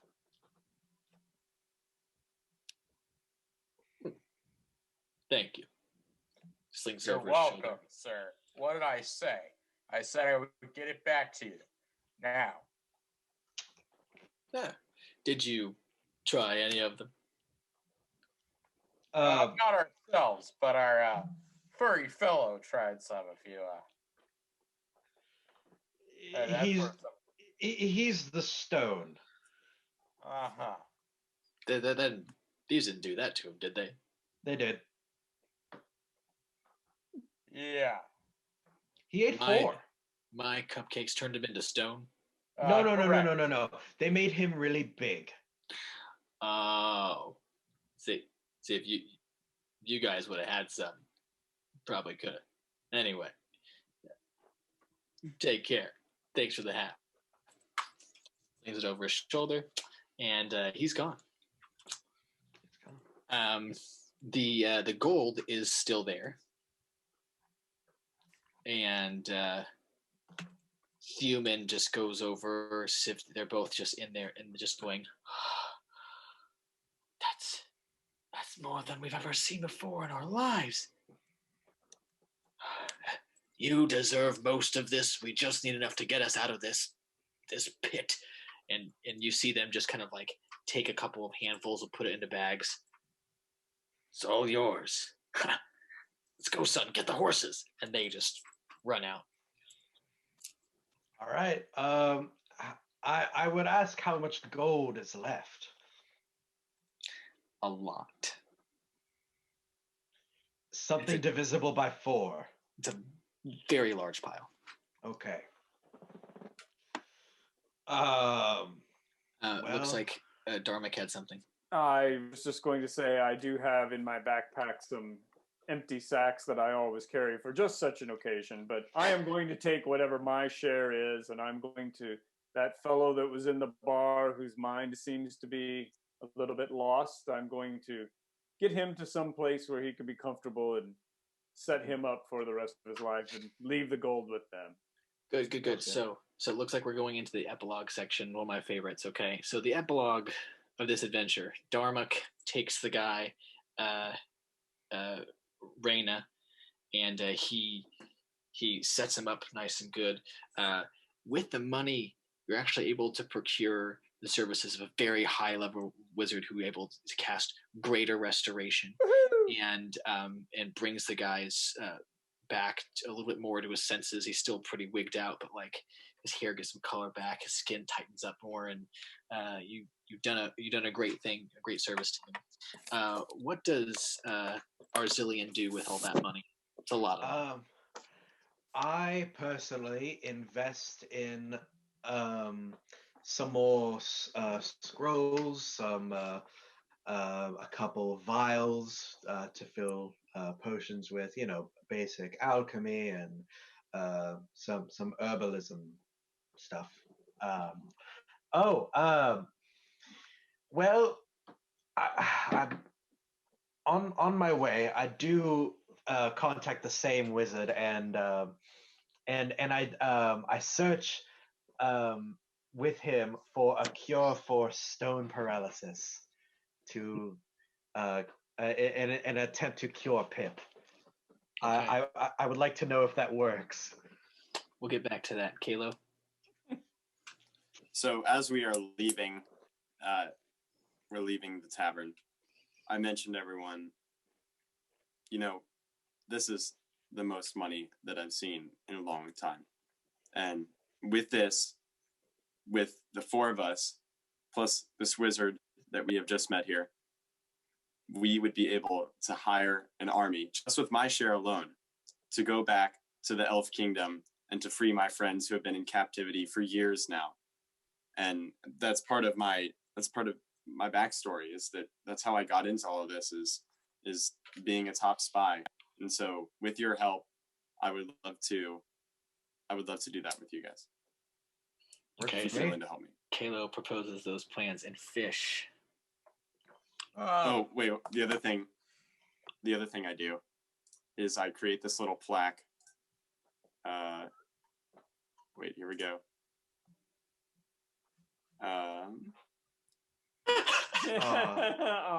no. We don't know if he's dead yet. I love that so much. Yeah. We don't know if he's. I asked Sir Makowitz to send it to me. I love that so There you much. go. All right. We don't know if he's dead yet. He could be. We shall see. Okay, Fish. I invest in a large surplus of cake baking supplies that I can, and a couple of bags, so that I can carry them with me at all times. So if I ever run short on cake, I can make more. Because that is one of the biggest problems. Seems to get us into every problem is something along the lines of cake, and I just don't understand it. But whatever. I guess I'll just buy some stuff to make my own cake. Okay. So,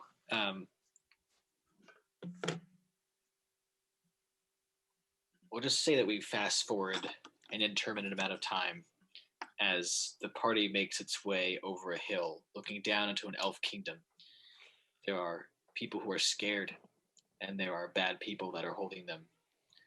They have no idea what's coming towards them as an elf slinks sneakily into the trees. A dwarf swings his hammer. A turtle gets a running start, sucks into a shell, and slides down the hill towards them. And coming up the top, Arzillian, hands ready to do a psionic blast, and floating above him, the magnificent giant Pip. And roll credits. All right. Wait, hang on. Yeah. I got the perfect music. You won't get a copyright strike this, hopefully. During these times when anything goes, I say. Yeah. Yeah. Can you guys hear it? Nope. Well, they can hear it on the stream, but it's the Avengers theme Oh no, Yes. Disney's gonna. as they come right down the hill. Da, da, da, da, da, da. There you go. It's the hero shot. Very good. Yep. Excellent. That was Guys, fun. good. I'm glad. I had a good time. Thank you all so much for people who are still with us. Thank you so much. That went on a little longer than I thought it would, but I liked how it all came together. Thank you so much to my players. Thank you so much to Sabrina Kopecki. Thank you so much to Administration Noise Supports Our Club. Thank you so much to decamany.com for all their donations that helped us out tonight. And I would like to invite anybody, let's see, who would like to close us in prayer tonight? I'll do it. Thank you so much, Mr. Newkirk. Go for it. In the name of the Father, and of the Son, and of the Holy Spirit. Amen. Amen. Heavenly Father, we thank you for this day. We thank you for the gift of your Son. Your Son spent many years on this earth, and the last 3 he spent with his friends. And even though they had a ministry to do, I know they spent time just doing recreation with each other and just hanging out and having a good time and doing whatever they did in those days that passed for a good time. So we thank you for this time of recreation. We ask you to continue to bless our families, continue to bless our school, our country, and the entire world as we struggle along with this virus. And we ask all of this in Mary's holy name as we pray, Hail Mary, full of grace. The Lord is with thee. Blessed art thou among women. Blessed is the fruit of thy womb, Jesus. Holy Mary, Mother God, pray for sinners now and at the hour the of our death. Amen. St. James, Pray for us. and the Father, and the Son, and the Holy Spirit. Amen. And I would be remiss without thanking Matthew Simakowicz for his help as well. Thank you, Matthew. I was joking that he was like our rules analyst. It's like when you're listening to a football game and there's a replay, they always have somebody come on and describe, and they always know right there what to say and like the exact ruling. So I thought he was great today. So Yes. Thank you. Really. Thank you. Yes, and if any of this seems interesting to you and you're interested in Dungeons and Dragons, especially as a St. James Academy student, hey, let me know. We love teaching new players. We love having new players. It's always a good time. And I think that's it from all of us at St. James Academy in our living rooms from Thunder Broadcasting Network. We thank you so much for joining us. Hope you all have a good night. Good night.